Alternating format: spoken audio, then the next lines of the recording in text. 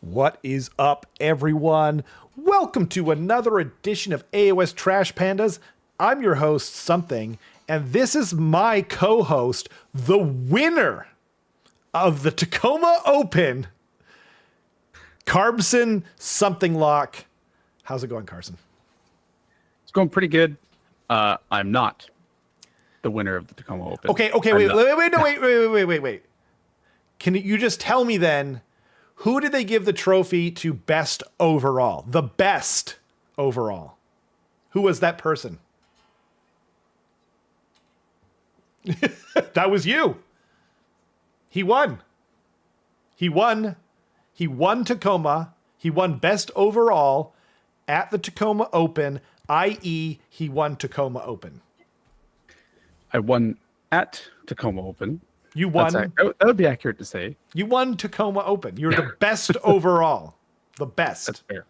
No, I don't. I legitimately, I don't want to take any what would the word be? Even like credit away from James Terwilliger. I do. I'm fine with that. Fair Yeah. enough. Yeah. Yeah. But congrats to him. Congrats to Beasley, who won something. No, best display, I think. best display. Fisher won best paint. No, maybe best theme. Best theme. Yeah, and then who won best painted? Okay. James something. Right. I can't remember. No, James Terwilliger was the number one. Oh, right. first Yeah. person. And yeah, he won best general. Yeah. So congrats to all of them.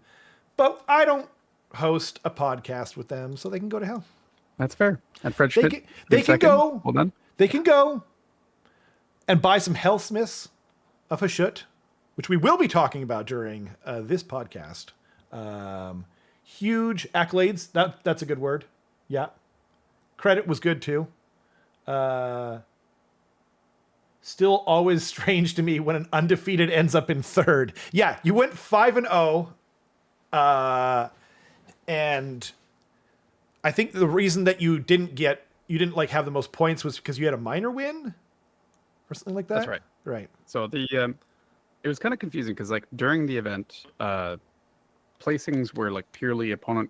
So it was wins and then opponent game win percentage was the second thing. Okay. And then between the tournament ending and them revealing placings again, they changed it to be wins, major wins, and then opponent game win percentage, which that's correct as to what it was in the pack. So I kind of knew that going in. Oh, I see. But okay, fair enough.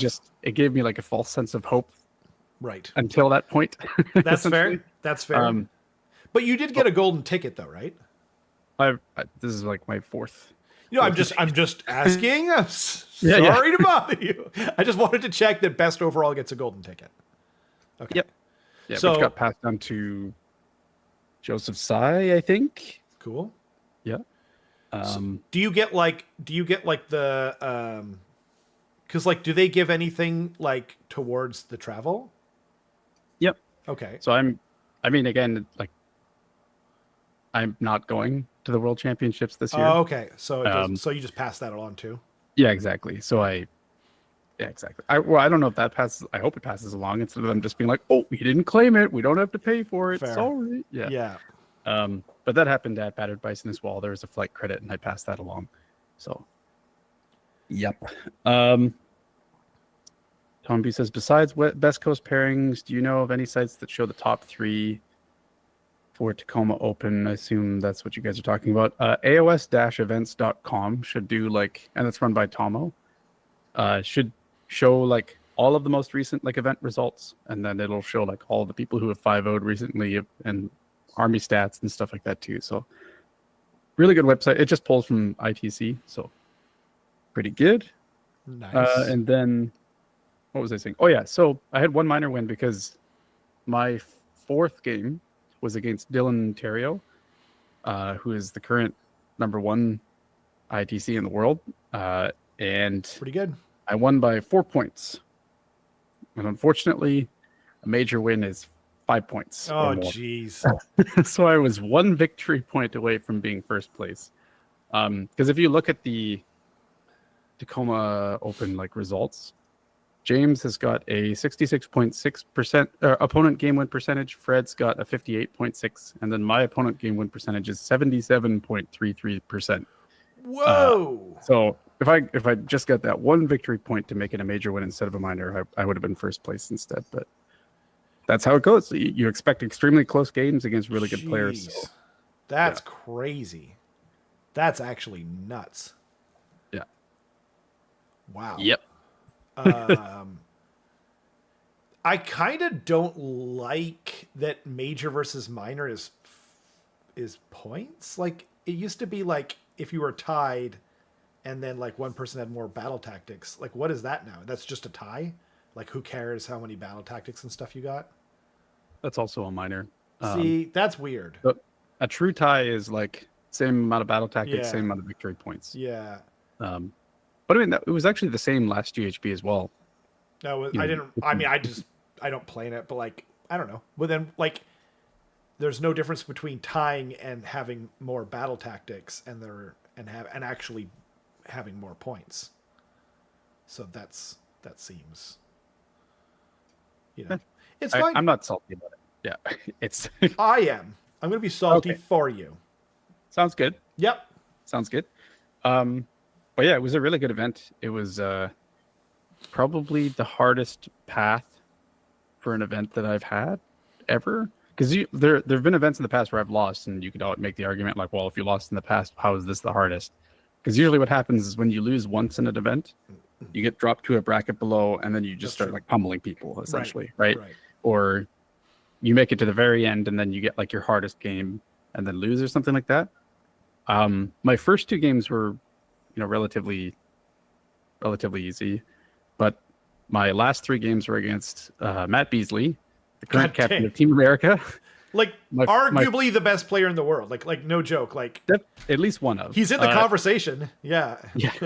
God dang. The next one was so my fourth match was against Dylan Terrio, which I said was the current #1 ITC in the world, and then the last game I played was against Leo Rautonen, who won the Dallas Open and hasn't lost the tournament game since November. Good God. Holy moly. So I got the cursed run. No sure. kidding. Jeez. That's crazy. Like usually you have. What's your win percentage? Do you know? My win percentage? Yeah. Like in general? Yeah. Like when someone goes against you, you know how like you were just saying like you count their win percentage. Do you know what your win percentage is that they get to? Oh, so when I was talking about opponent game win percentage, that's within the context of the tournament. Oh, got it. I see. So within the context of this tournament, all of my opponents averaged out had an opponent game win percentage of 77.3%, which means that the vast majority of them went 4-1, and then one of them would have gone like 3-2 and 3, or 3-2 or something. Wow. Yeah. Crikey. Yeah. That's I think my like forever win percentage is like around 80 or something. God dang, that's really good. But, yeah. Super good. Okay. Yep. Should we talk about the rumor engine? Let's do it. So I looked at this like 3 minutes ago, or no, we just started 9 minutes ago. So maybe 11 minutes ago. And it got me thinking, remember the flail? Was it from last week with the skulls on it? Yep. I think that this and that is from Kislev. I think they're doing Kislev, and I think that they're both from that. For the old world. The old world. Yeah. That's my guess. I'm calling it now. But I think that makes sense. I don't know enough about the old world to like. I mean, this doesn't like scream the old world, but it seems small. You know what I mean? And like they made Cathay from Total War 3. I think they're going to make Kislev. Like none of it really fit any of the sort of tropes and themes of Age of Sigmar so much. And I don't think it's for Lord of the Rings. I don't think it's for 40K. I just kind of went down that sort of path, and I'm like, I think it's the old world, and I think it's Cathay. So we'll see. I mean, Kislev. Kislev, damn it. Yep, that's what I meant. And you can kind of see a little bit of like tufts of fur in the upper right part of the screen. Yep. Bear Cavalry ? Oh, that would be so freaking sick, actually. God dang. That would be so awesome. Like, what they should actually make is Vampire Coast. Like, if they only make Vampire Coast for the old world, I would probably play the old world just for Vampire Coast, you know? But if they make it for both, then I'm in serious trouble. Or for AOS, obviously. But yeah, anyway. But Kislev just seems like a really solid thing. And like the video game, I know that GW is the one who makes like the art design for Kislev and Cathay for them to use in the video game. So, you know what I mean? Like it kind of just fits with that whole thing. But yeah. Bear Cavalry would be sick. Yeah, I'm not sure. Like, I don't remember the army that well, though, to be honest. But Bear Cavalry would be cool. The Ice Queen. She's kind of dope. My dog is screaming. That's the one. I didn't hear it, actually. My mic is muted. Right. That's why I was like, oh, now I hear it. Yeah, anyway. So there is that. Oh, and I just meant to point out too that I've now added all the dice, I think, that's currently available down below, so everyone can see it. Nice. Going along. Yeah, you know. And then should we talk about some of the reveals? Nah, we shouldn't talk about that. Yeah, that's fair. It's a stupid. Silly thing to talk about. Incredibly stupid. No one cares. No one cares. So we did. Oh, actually, I forgot to. Because of how GW does their website, I have to like have two different windows. You know. So yeah, Helsmiths, not hammers, not homies of Hashut. I think I really missed out on that one. Yeah, I agree. They're probably kicking themselves right now. I actually think, though, like, joking aside, that Hammers of Hashut would have been better than Helsmiths. Helsmiths is a little tricky to say. Yeah, it doesn't exactly quite roll off the tongue as well. It doesn't.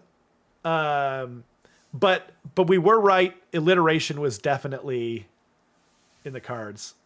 And not everything is. Like, Blades of Khorne, Hedonites of Slanesh, Disciples pretty rare. of Zeech. Yeah, but I don't know why. We just were both like, yeah, they're gonna alliterate because of course they are. Show me. I'm so sorry, Ludivicus. So what I didn't say in the chat and everything was, oh yeah, I actually meant to tell everyone in the chat. And then I forgot that that's what I was going to like record it. And I was just going to upload the video. But on Thursday, for the first time in my life, I completely threw out my back. And I was in a world of hurt for Thursday and Friday. And then Saturday, I started feeling better. And I was telling Carson right before the show started. And then I sneezed in the shower and almost threw it out again. It was awful. So I'm sorry. I was just like, it was like I was hit by a truck. So yeah, I ended up just watching it on my phone. Having said that, I don't know, like if you watched my reaction to the Skaven, you would have probably been disappointed by my reaction to anything that's not new Skaven, right? Or maybe Seraphon, like, or a couple armies, like, you know what I mean? Idnith or something like that. So I'm so sorry, Ludivicus, and anyone who is hoping for me to react to that. I was in a very poor state. Having said all that, though, they look awesome. Like, this is exactly... Hey, I was not yelling at the sky. I was actually trying to work out, or was working out. And then I heard a snap and a pop. And yeah, things went downhill from there. They're freaking awesome though. Like I think it was so Ledivicus was asking for traditional Chaos Dwarves, big hats, big beards, mustaches, that kind of thing. And then a lot of people, including myself, was kind of going, I'd rather see them kind of do something weird. And they or like original, I guess is probably a better word for it. But they kind of went in between the two. And I think that was maybe the best thing to do. Like in terms of like money, like if to have more people buy it for several reasons. Anyone who has nostalgia for Chaos Dwarves, sale, right? If you wanted them to do something, not have like super traditional Chaos Dwarves, do something a little different. Like for instance, maybe, I don't know, have like a weird bull dreadnought, with green fire and crazy shit going on, then you made a sale. And if you're hoping to get the old world crowd and give them something that they can buy and use in their game, you made another sale. So, I don't know. I think that they're really cool. But the question is, though, it is a beautiful AOS hybrid. I couldn't agree more. What do you think, Carson? Because you were the one kind of going, like, these might be my guys. Yeah. So I think they're really cool. I think that they're very unique, and I think that what I like the most is that their silhouette is like it seems crazy that they keep releasing armies where the silhouettes are kind of indistinguishable from each other. Or sorry, distinguished from each other. Right. Yeah, they're distinct from each other. Totally. And they've done it again. Like there's 26, 27 armies, and it's like if you showed me just the silhouette of like that bull or like the artillery piece or something like that, I'd be like, yeah, that's that. Yeah. It's really, Absolutely. really awesome that they managed to pull that off. I will probably not get into this army. Just because, I mean, it's you hate it's one of those things where it's like you respect what it is, and it's very cool, but it's just not for me. Yeah, right. That's fair. That's where I am too. But I knew that I was probably going to be there unless it was just something that I just never knew I wanted. They just pulled out of the back of my subconscious or something. Yeah, these are super cool, and they definitely will scratch an itch that a lot of people have. But just not for me. Like I think it's really interesting. They almost look like something out of World of Warcraft, like based on like how kind of stunty they are, and like that just there's like a blockiness to them. Yeah. They look like fell dwarves of some kind. Oh, cool. Yeah, they're really unique. I like them. I don't know, nothing else to say other than that. The little like grots that they have are really cool too. They are. Are you gonna like maybe use them in ogres? I wonder if they're like a dual kit that you could use in ogres. Maybe, yeah. Yeah, possibly. Like as more Noblars, essentially. Yeah. I already have 40 painted, so I don't know if I need more. But fair. That's fair. Yeah. Yeah. You might want 60. I mean, at that point, I guess you probably want to keep them as the same look. Yeah. Definitely. Man, they're like so original though. Everything is really good. I'm trying to find. There we go. The Hobgrot Vandals, which is hilarious. They like to vandalize things. Street thugs. Warriors. Or something like that. Yeah, they're really cool. What did everyone think? Like, what did you guys think in the chat? What did you guys think in the comment section if you're watching this later? Mekrat says, Chorfs, my new army. Hell yeah. I love, like, I'm obviously someone who is naturally kind of, they call me the Mortark of hype, I naturally get excited for things. And I am very excited for this, but I love it so much when other people are excited for things, Yeah.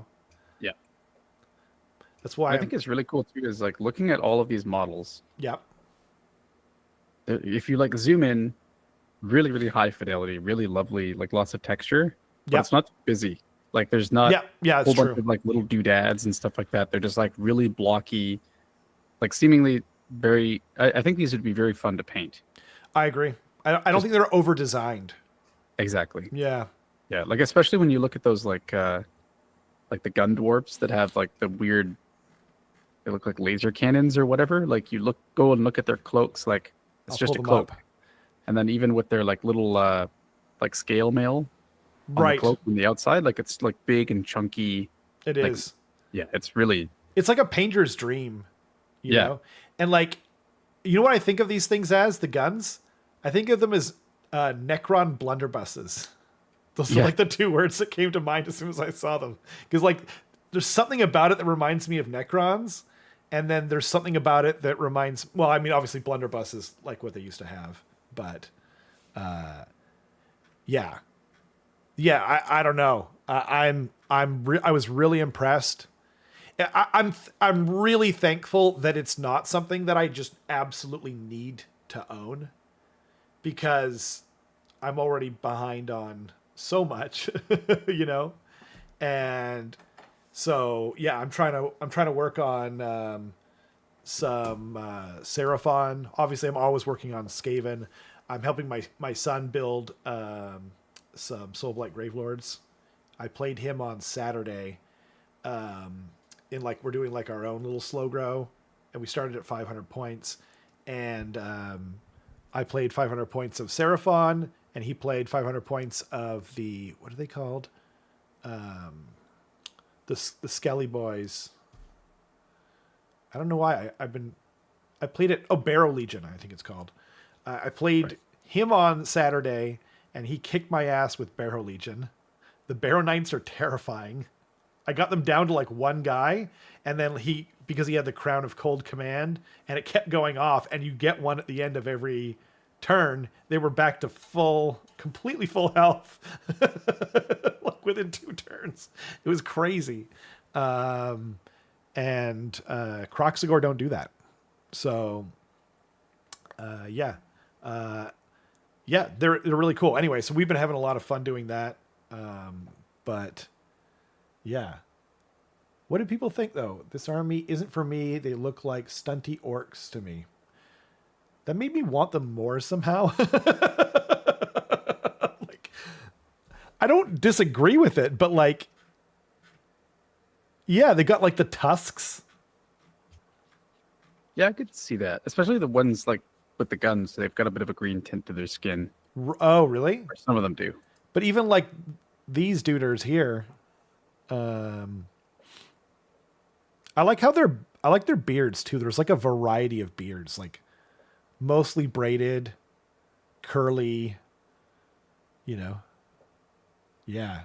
And I like the Hobgrot dude they have. I forget if he's the musician or what's going on. I think he is the gong that goes with the musician or something, right? Oh yeah, this guy's got like a hammer for the gong. I think that guy's a gong. I think that's what he is. That's crazy. Can you imagine just carrying around a gong and every now and then it's just like boom into it? Like, God dang it, stop that. We're like, we just need to just get a Hobgrot. We don't need to care what he thinks. Yeah. Yeah. Save some wins for the rest of us, Carson. Yeah, Carson, jerk. No. He said Also, no.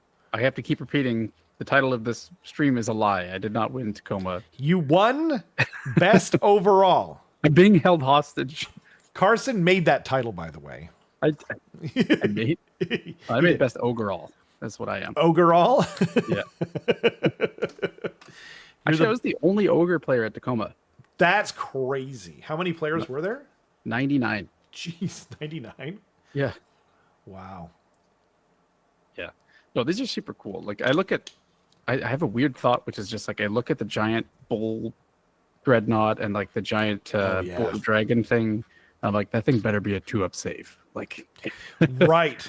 Yeah. These better be tough. Like, yeah. Just horrifying machines on the battlefield. Just like maybe the artillery too, nets. Right? Yeah. Yeah, I would love it if these things are like super tough, and in a way that isn't just like 3-up save 5-up ward. Like, I hope there's something. 3-up save 5-up ward's kind of boring. Yeah. It's kind of Damage reduction or something would be cool, but I don't know. Right. Yeah. Like if they have like a self-healing armor, like maybe the first point is ignored for certain items, like the dreadnought. I really want to paint the dreadnought. You know?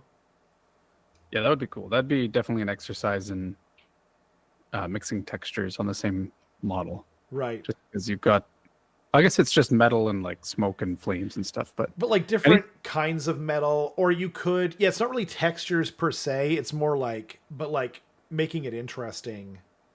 But I would love to try like non-metallic metal on it or something like that, you know? But someone, I forget who it was, someone made this guy in like, they used Photoshop to make him red instead of green. And I have to admit, it looked better, I think. I love green. Green fire, obviously my thing. I've painted a lot of green fire in my day. But yeah, I think for Chaos Dwarves, red works better. But up to everyone. Obviously, everyone should paint it as they... We'll probably see more green fire than anything. Oh, and by the way, the melee guy is way cooler. Like, Jeepers Creepers.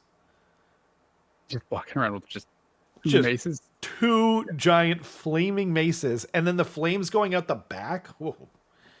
And it looks kind of like fur almost, the way that they did that. Like a bull mane, you know? Yeah, that's super cool. God, that thing's going to be... I hope it's a nightmare on the battlefield. Like, it looks like it deserves to be. It deserves to be 100%. The we call front cover of the special edition is very cool as well. And like all the heroes are so flavorful. Like this Ashen Elder dude who's just got like fire coming out of his hand. The dude with the hammer. Yeah, the bull centaur guys. You know, they're very like meaty. You know, the old ones were cool too, though. Yeah, exactly. Chonky boy. Do you think there's going to be terrain and endless spells for these guys as well? I do. Any other models? I do. Like, someone was saying, like, I did make a mistake. What someone was saying on our Discord, link in the description below. Totally free. Don't need to be a member. Someone was saying, like, there's this many war scrolls. And then I forget what it was. It was like, but it was like, I got it confused. I think the person was actually saying there's this many cards in the box or something like that. Gotcha. Which includes all their enhancements or something like that. But like how can they like, even if they don't have endless spells, they have to have terrain. Like, they talk about the ziggurat like 50 times on the live show, right? Like, they wouldn't shut up about a goddamn ziggurat, and they didn't show it, you know? So, like, when we get, like, how many kits are we looking at here, right? We've got the 4 in the box, right? And then we've got, these are 2 different models. So we got 5, 6 for the little foot heroes, and then obviously 7 for the bull centaurs is 1 kit, and then the guns 8, 9 for hobgrots, 10 for the big boy. That's only 10 kits. That's not that many. 10 kits or 10 units? 10 kits. That's not terrible. Like, it's not terrible, but like we could like pull up like, oh yeah, you've got a point. How many? I wonder how many Idneth had. It depends on how many of them are multi-build kits. Like, well, like we know obviously like the centaur guys are, right? Yeah, the artillery is. The artillery is, yeah, exactly. Are the foot melee guys? I see some spears and I see some swords. I don't know if I wouldn't call that a dual kit though, because like even the barrow guard. By the way, I put together the barrow guard, so you get like 10 models per box or whatever, but it's 2 of the same sprue again. We talked about that last week. Do you remember? We talked about how the terrain is 2 of the same sprue. Yeah. By the way, I looked it up. all the terrain, all the new terrain, all the new endless spells, the new incarnate for Idnith Deepkin, all the new books. I have the 2 newest books as well. Everything is made in China. That was like, there was debate last week, and I looked at all of them. Right. They're all designed in the UK, all made in China. Interesting. Yeah, I'm not against that, by the way. Like, don't take that as some kind of weird statement. I'm just for, you know what I mean? So we know what we're getting. We talked about it last week. Yeah, exactly. Like, it's not, yeah. Mekrat says there are 16 total war scrolls that we know of. 5 heroes, 2 artillery, 2 behemoth, and 7 foot troops / cavalry. Okay. 16 is pretty decent. That's like... But that's not 16 kits. That's 16 units. I know. Yeah, but I'm trying to think. So, but like, it really, like, I think budgetary wise though, like we need to talk about kits. Yeah. And not just their, like, the poor decisions they make. But, so Idnith, like, I was there day 1. So Idnith, day 1 had the Soul Scryer, Turtle, Alopex, Soul Render, Achillean King, the Eidolons, Thralls, Lotan, Eels, Tidecaster, Reavers were another kit, and then they had terrain. So there was 11 plus terrain. Day 1. 11 kits. 11 kits. Okay. Yeah. So that's only one more, but how could they not have terrain? That would be insane.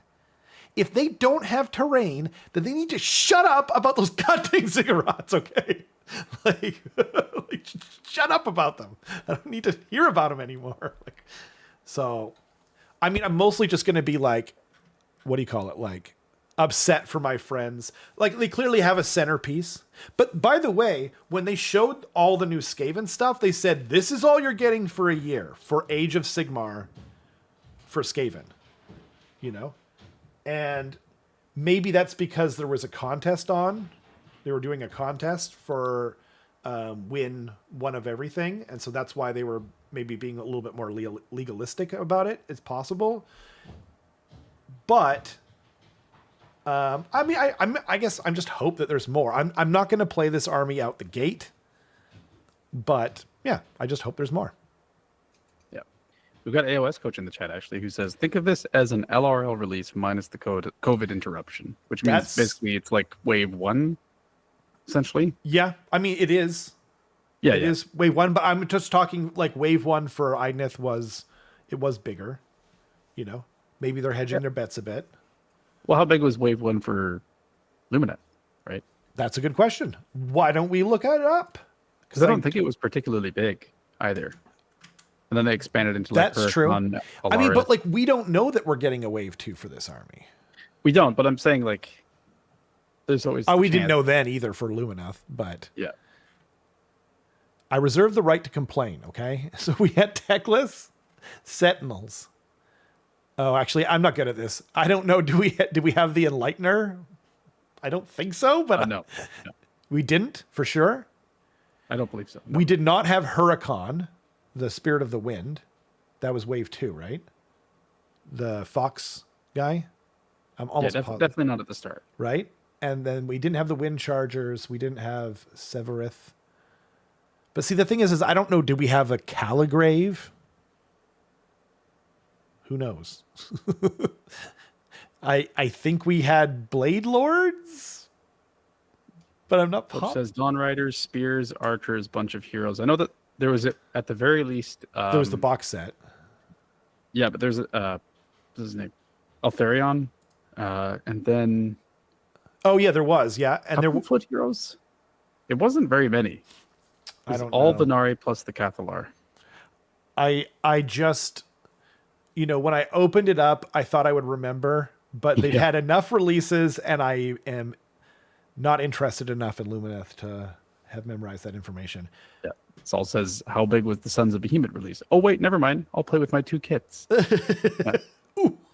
Mic drop. Yeah. I mean, it was only 1 kit when it actually came out, by the way. because the old ones were the super old ones from Fantasy, and then later on it became like an expanded one kit. It was kind of like Knights, though, really. That's what Knights is too. Oh no, wait, Knights has the mini Knights too. So nope, just one kit. They got expanded. It was all your Venari. Okay, but no, but the cow guys came out with the first release too. I don't think they did. They didn't come out with the box set, but they definitely came out with book 1, because I remember everyone was calling them cow elves at first.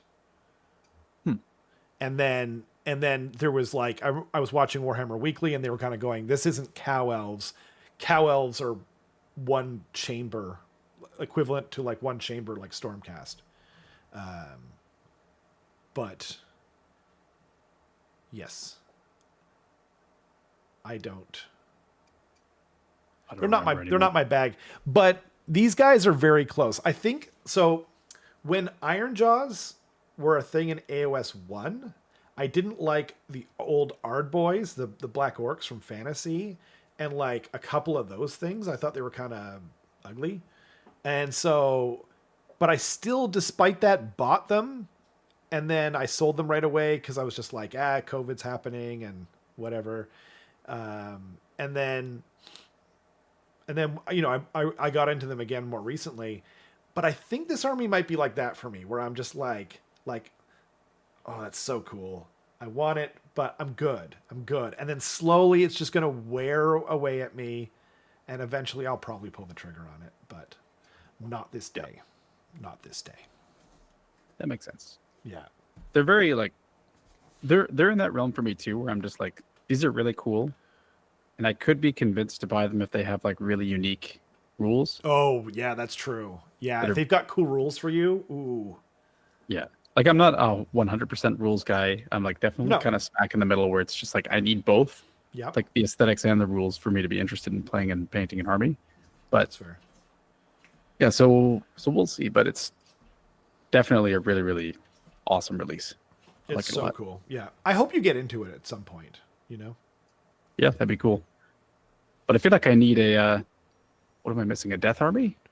Right? Because I've got cities, I've got destruction, so ogres, and then I've got slaves to darkness for chaos already. So right. I mean, which one would you pick if you were going to pick one? I don't know. Okay. I don't know. I'm going to, can I make some statements here? I'm going to take some guesses. You tell me if I'm wrong, okay? Sure. The first one, the one that you're not going to play, I think, is Nighthaunt. Because it's just too much infantry. There's a bunch of infantry. There's not enough variety there. Okay? I think your second least likely to play is... I mean, FEC is funny, but I don't think that you care as much about whether your army is funny. You're a funny guy, but I don't think you need that in your army. So I'm going to say FEC is third, and then I think the second, or the one that you're less likely to do is OBR, making Soulblight like the best one for you. How did I do? I was debating between Soulblight and OBR. Ooh. I like the two. Excellent. Okay. OBR is pretty cool. They are. I feel like I'd probably get bored of painting them, but maybe that would be kind of like a blessing where it's just like, yay, bone. Yeah, just dry brush. Yeah, that's true. Yeah. And then just do them real quick. But yeah, Coach says I seem like a effect guy, which I was thinking about that because you are funny. You know what I mean? And they're like hilarious and dark. And you're kind of both. But not physically. Yeah. Far from it. Dark. And what was the other thing? Hilarious? I don't know. I don't remember. Anyway. You are deluded. I am deluded. Yeah. That's true. Delulu is strong with this one. Yeah, I don't know. Anyway, but yeah, I could definitely be convinced to play these guys, I think. Awesome. I hope that happens. But yes, I do think you should get a death army. That would be sick. Yeah. In about 7 years, when I'm done painting my cities of Sigmar. Cool. Great. I'll consider it. I'll look forward to that. Yeah. Yeah. And by then, I'm sure something else will have come out that you like more. And AOS 6. Although, like, having said that, like, what was the last time we got a truly new army to AOS like this? Like, does Cruel Boys even count? They're in the same book as Ironjaws. It's like not a brand new army. Probably LRL, I think. I mean, Sons of yeah, I guess Sons of does Sons of Behemoth, do they count? Mega Gargants, like, as a concept, didn't exist Yeah. at all before them. So are they the newest one then? Because they were like the end of AOS 2, I think. Probably. Okay. Right. So, yeah.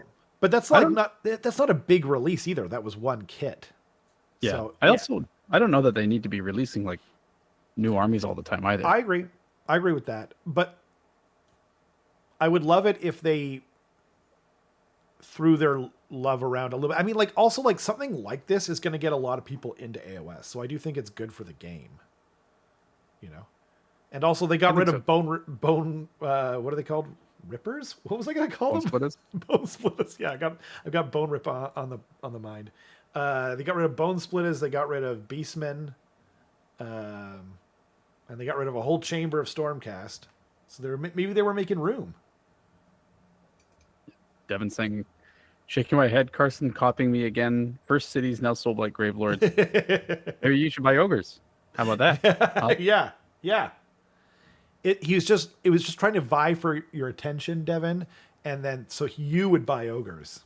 Yeah, exactly. I genuinely think actually a lot of the people that play those kind of like toolbox armies would like how ogres play right now. That makes sense. They're a lot of fun. I think I would like how they play. You know what I mean? But yeah. Jason, thank you. Ooh, Snipe Matthias. Oh, nothing popped up. Oh, there it goes. It didn't pop up till right now. That was crazy. Yo, thank you so much, Jason. Very kind. Cruel Boys had a book before Soup. Or am I going mad? They did. No, their first book was Auric War Clans. I actually, you know what's funny about that? Was I was getting into Ironjaws, and Andy, we went into AOS 4, and so like all the old books were useless. And then, so I said to Andy, our good buddy Andy Selwood, tournament organizer extraordinaire, can I have your Ironjaws battle tome? Because I want to read the lore. I want to get into the lore, find some cool symbols and stuff to throw on there. And then he handed it to me, and it's my own book. I have it home with a Cruel Boy on the front. I was, God dang it, I'm so dumb. And he left it outside his house too, because I was on my way to my brother's, and so I had to take it out to my brother's because he was like going on vacation or something like that at the time. So I couldn't just leave it on his porch. I was so pissed. So I gave it back to him eventually. Like, they got me again. Yeah, yeah, exactly. More cool new minis equals more money for GW. I bet they release a lot more for 4th. I mean, they'll definitely release more minis for sure. Yeah. But the question is whether or not they'll release new armies.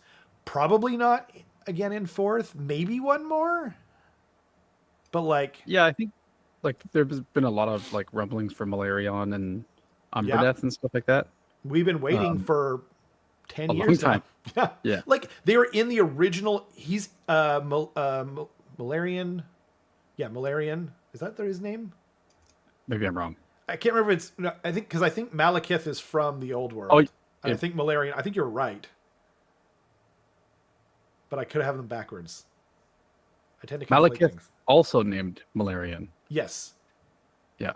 But like, which one of them's from the old world and one of them's from AOS? I think Malarian's the new one. I think that's right. That's what I would have said. Yeah.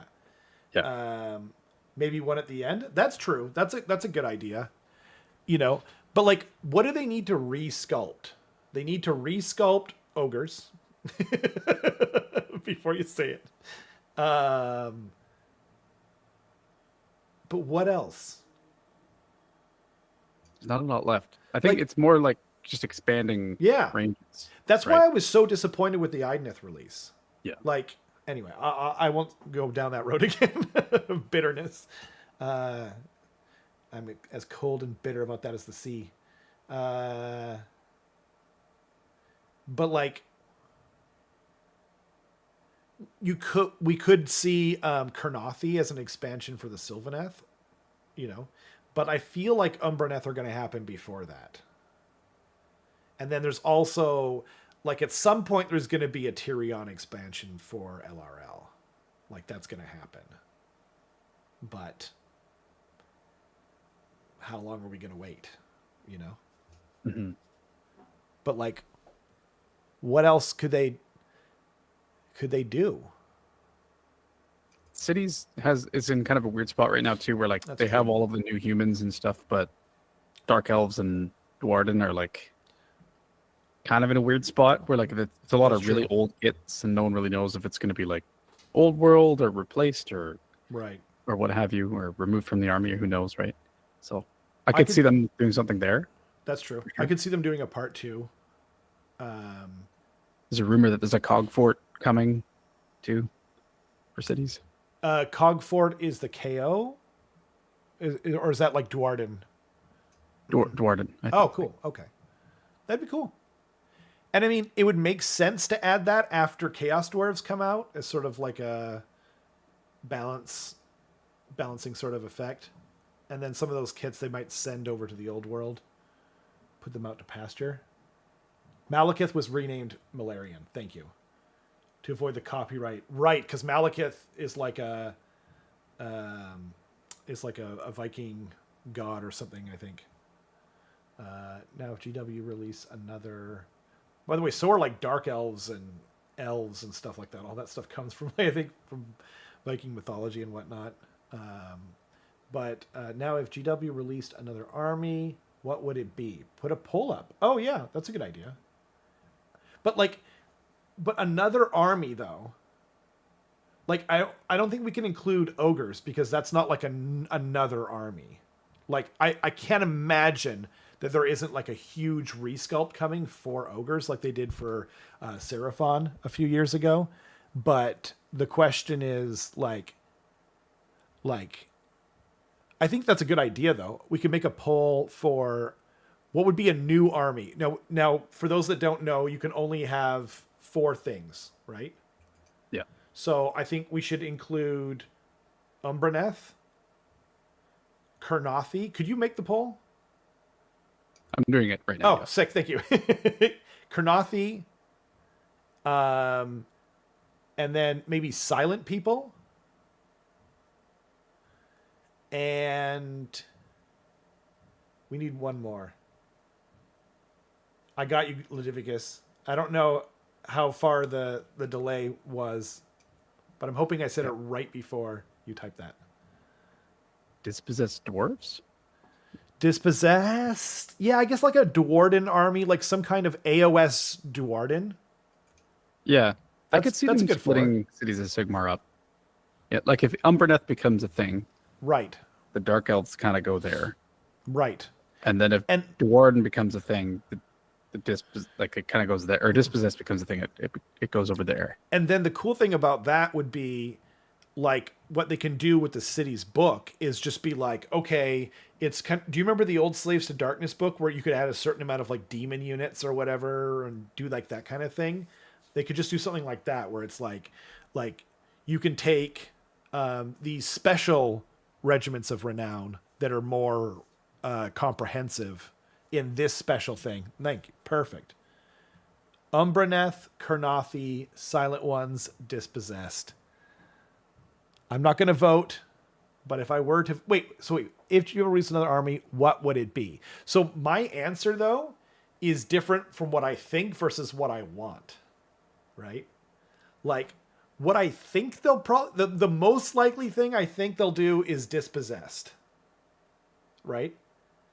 Because it works in conjunction with what they're doing with, like, moving kits over to the old world. So I think it, like, works in both of their hands at the same time, so to speak. So I think Dispossess is the most likely thing. And then I think it probably goes Umbraneth, Kurnothi, and then the silent ones, right? What I want is Kurnothi, way above everything else, and then silent ones, and then Umbraneth, and then dispossessed. So it's like almost inverted. But what about you? What do you think they're gonna do, and what do you want? I think Umbraneth is probably what Number I think one? they will do first, Okay. and then I think Silent Ones is the one that I want the most, Yeah. just because I like new, right? Like I like Yep. Silent Ones are supposed to be what, like weird, like Bugs. bugs. Yeah. Yeah, like that would be That, cool. like dwell in the dark and like Yeah. drag things out. Yeah, they're like the monsters from that, like, what's it called? Stay Quiet movie with John Krasinski and Oh, A Quiet Place. A Quiet Place. That's it. Yeah. Yeah. Or something. I never saw the movie, but you know, okay. So you think the most likely thing is Umbraneth. I think that that's very likely, but I don't think we'll get that as like an army release like Chaos Dwarves. I think it'll come in the form of like maybe the new edition, because they can spend a little more when they do like an edition rollover on new kits, like they do. Like Nighthaunt had like 14 or 15 kits when it came out, and I don't think Crew Boys had quite that many, but you know, and Skaven obviously got like a crap ton of kits. So yeah, that's what I want, because like they have to realize at some point Stormcast, like if they keep pushing out Stormcast, then they have to keep retiring stuff. Like it's such a crazy waste, where they could just have a new army that people will go crazy for, like Umbraneth, like demon dragon elves. Like I'm almost gonna sign up for that shit. It's crazy, you know. But yes, I think Silent Ones though might come in AOS 6. Maybe Not they're 5. no, because they go in order. So it's Stormcast, i.e. Order versus Chaos, which is Khorne in the first one, Nighthaunt in the second one, Cruel Boys in the third, and then we're back to Skaven. So what I'm hoping is it's Umbraneth versus the Death faction. I'm hoping for a new Death faction. If I could have any Death, I was just talking about this with Liam the other day, because before Soulblight came out, you know how like there was a bunch of like images from like Cursed City and whatnot with like Chattakar and like the Vargul. There's a bunch of stuff that looked kind of like werewolfy, and I was going, God, please give me a Death werewolf army. I will play the crap out of it. But they didn't do that. So what I would love to see for AOS 5 would be either Umbraneth versus like some kind of brand new werewolf faction. That would be it'd be like a destruction death faction. Would be so sick, right? Or Vampire Coast. I don't even know which one I want more. Like, I will happily play either of those armies. Yeah. But we're Easy. Yeah. Easy. But we're like at least 2 years away from that. So Yeah, that makes sense. Lone Wolf says we had rumors of them being end of 3 to be a death faction. I think means end of 3. Wait, what? We're on 4 now, though. I think it means Silent Ones at the end of 3rd were rumored to be. That's true. That's true. Oh, really? That's not what I heard, but we did hear rumors that maybe they were the faction in AOS 3. But interesting. I could have sworn that, I don't know.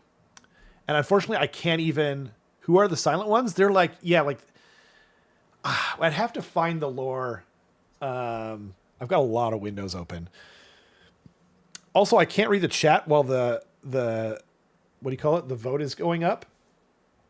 How much time do they have left?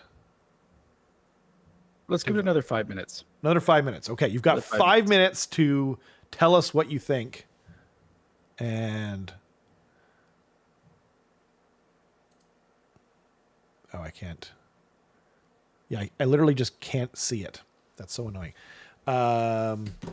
Qual says the whole point of Stormcast is that they get new kits every year. They're called Sigmarines for a reason. Fair. Like, that is the kind of argument, and it's probably the internal argument that's been going on at Games Workshop, but they don't sell like Space Marines. And like, that's the real reason that they were made, was to make money. Like, obviously they all are made that way, but like, there used to be a kind of like creative, artistic side of the company that is not, you know, like they're like, okay, Space Marines sell better than anything. Like, Space Marines alone sell better than everything else in 40K combined, and all of fantasy at the time combined, which isn't that big a deal. But like, so I think that they thought that they were going to sell as well, but they obviously don't. And I mean, it's possible that they are still but then like, what do? Do they start retiring stuff? Because like, Space Marines sell so well that they don't really need to retire stuff. You know what I mean? But if they keep making new stuff, I don't know, man. I don't know. I don't want them to do that, because like, I think they've run out of creative juices a while ago. I think they ran out of creative juices when they were just like, let's just add dragons because dragons are cool. We'll put Stormcast and dragons together, and that should sell some models. And I'm sure it did. You know, I love dragons. Yeah. I could see them maybe like expanding similar to how they did with chapters in 40K, where it's just like, that's true. That's a good point. That's like, actually an entirely a great different point. battle tome that's like that's just so true. Or like a supplement. Yeah, exactly. That's true. If they're going to do it, that's what they have to do. But then they have to, like, the thing is though too, is that like, no offense, but like, people just don't care about the lore of Stormcast Eternals like they do of Space Marines. And that's what actually pushes the sales of Space Marines. You know what I mean? Like I know people with like several Space Marine armies of different chapters. Like our friend, also named Rob, not me. He has Space Wolves. He has Dark Angels. He has like full thousands and thousands of points. He has, yeah. So Ultramarines, Space Wolves, Blood Angels, Dark Angels. He's got 4 Space Marine armies. And there are like multi-thousands of points, you know? Like, people just, I don't know. I don't think people are going to do that. And I don't know that like they have enough of an identity either. And I think they really need to expand their lore if they're going to do that and like really invest in it. But like, people seem to not want to read novels about Stormcast. They seem to want to read novels about like Cities of Sigmar more. You know what I mean? Like the average person just like in the muck dealing with like a bunch of rats on their door. You know what I mean? Or goblins or whatever it is. But I don't know, you know, I think they need to figure it out though. I think they need to figure out, like, I'm serious though. I think they need to figure out what they're doing with Black Library Age of Sigmar. I don't think that they know what they're doing. And I can't read any of your comments. If you guys are all calling me a moron, that's fine. I can't read it. So I'm just chilling here with my shoes off. What's that? So they just ended the poll. Oh, did you? Cool. I think it takes a second. But there we go. Oh, okay. So we got Umbraneth 53%. Silent Ones. Were you guys voting with what you want? Be honest. This seems like what people want, not what people think will happen. No, I think the Silent Ones have their own lore, Will. I think they're like supposed to be insects that like haul things away like the xenomorphs from Aliens and like do stuff to them. I don't know. Make out, do karaoke, something like that. Yeah. And just pull you underground and just exactly. Full tongue. Yeah. No. Yeah. No. Yeah. And then post nut clarity, they're like, okay, what do we play? Poker? What do we do? Yeah. Yeah. Roll some dice. Like Jenga? Yeah. Like, that's not fair. You've got like 6 arms. Whatever, man. You're down here now. Yeah. It's that or Can't leave. leave. Yeah, you can't leave. You can paint a painting, but you can't leave. Yeah. Oh, man. Mabal says, I think SCE sell lots. They are the most common army, and people love good guys. I think so. You have to remember, too, that like they start in every starter kit, too. So, like, that is a factor where it's like, if you go into a GW and you're like, what's all this? Oh, these toys look cool. I can play a game with these? Yes, but you have to put them together yourself. You're like, oh, okay, I'm out of here. And then that person leaves, and then the next person comes in, like, put them together. Okay, I can see doing that. You know what I mean? And then when you get through several things of that, then they're like, well, where should I start? You should definitely start with the starter box. Here you go. You know what I mean? And so, like, I know several, like, dads that, like, they're not, like, into the game like we are. You know what I mean? But like my son used to do fencing, and one of the dads there was, I don't know even how we got into the subject, but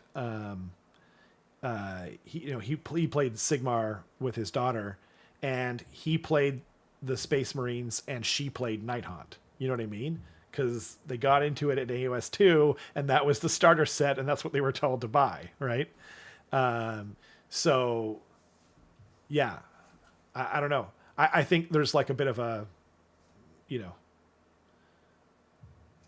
It's cyclic for sure. Like Exactly. Yeah. There's like I have a bunch of Stormcast. Yeah. Just cause. Yep. Like just because like it came in the Skaven Tide box and Dominion and stuff like that, and you kind of just like accumulate them over time because they're like the starter. Exactly. The starter ones. I'm not a huge, like, I don't like anything that's like super corporate boardroom made. You know what I mean? Like a movie, it doesn't matter what it is, a book, it could be anything like that. And I kind of tend to cringe away from that sort of thing. But having said all that, I almost got into Stormcast at the start of AOS 2 because there was a Josh Reynolds novel called, I forget, Soul Wars. That's what it was called. And it was a good novel. I enjoyed it. I thought that the Nighthaunt were way more interesting, but it was good enough that I was like planning a Stormcast army. It was going to be all Sacrosanct Chamber. So really glad I didn't get into them now, but like if they almost got me, you know, like good God. Oh yeah, sorry. I'm so sorry, Ludicus. Ludicus said this already. SCE sells a lot because of the release boxes. I'd be curious to see their sales numbers outside of that. It'd probably be crazy. Matthias says, I would buy Umbraneth Teehee. Very Matthias comment. Love it. Mm-hmm. And then Qual says, read Grey Seer for the first time recently. So much better than the recent Skaven Tide novel. Could not agree more. Qual, if you, there's 3 books in that series. The second one is called Temple of the Serpent. It's the only novel with like lizardmen, only full novel like with lizardmen, and they keep going to like the mind of like a Slan and like different stuff like that. It's so good. I don't know. They're all 3 of them are amazing. The Skaven Slayer is probably the best one just because it's by William King and he's like probably the best author out of Black Library. And that's predates Grey Seer. So if you haven't read those other ones, check them out, Qual. They're insanely good. Ludivicus said, I voted most likely. Thank you for the integrity of the poll. He says, so I went with Umbraneth. Fair enough. Even though I'd rather have Silent Ones. Yes. Ludivicus, a true destruction fanatic. And Saul says, I voted Dispossessed. My issue from a game design space perspective for Umbraneth is how do you differentiate them from Doc? They're basically, from what I understand, like demon, dragon, elves that are dwell in the shadows. So I think like ethereal, smoky, demon elves. I think they'll actually look quite different. I actually think that they'll combine Umbraneth into Doc. Well, I think that Kurnothi will go into. I mean, yeah, that's interesting. You know, they could do that.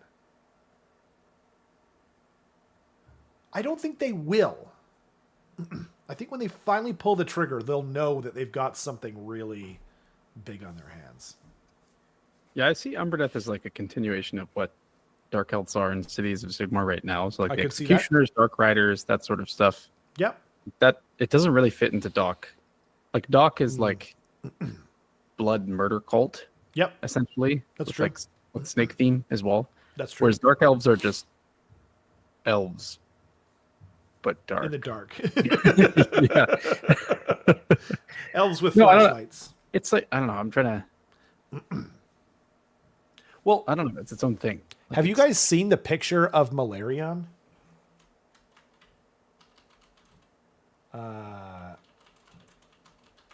I'll see if I can find it. Oh, there we go. That was easy. Oops.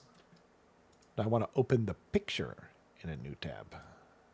Thank you. Boom. So we all want that, right? Like, I'm just checking, but that's like, god dang. Although I can, you know what? What's funny though, okay, because you did beat me to it, even with the what do you call it? The you know, it's the chat is delayed. The delay. Thank you. I was just about to say that looking at it right now, he reminds me of or what's her name? Marathi? Marathi, thank you. Because it's like a snake body maybe with like wings, but he's like fully gone.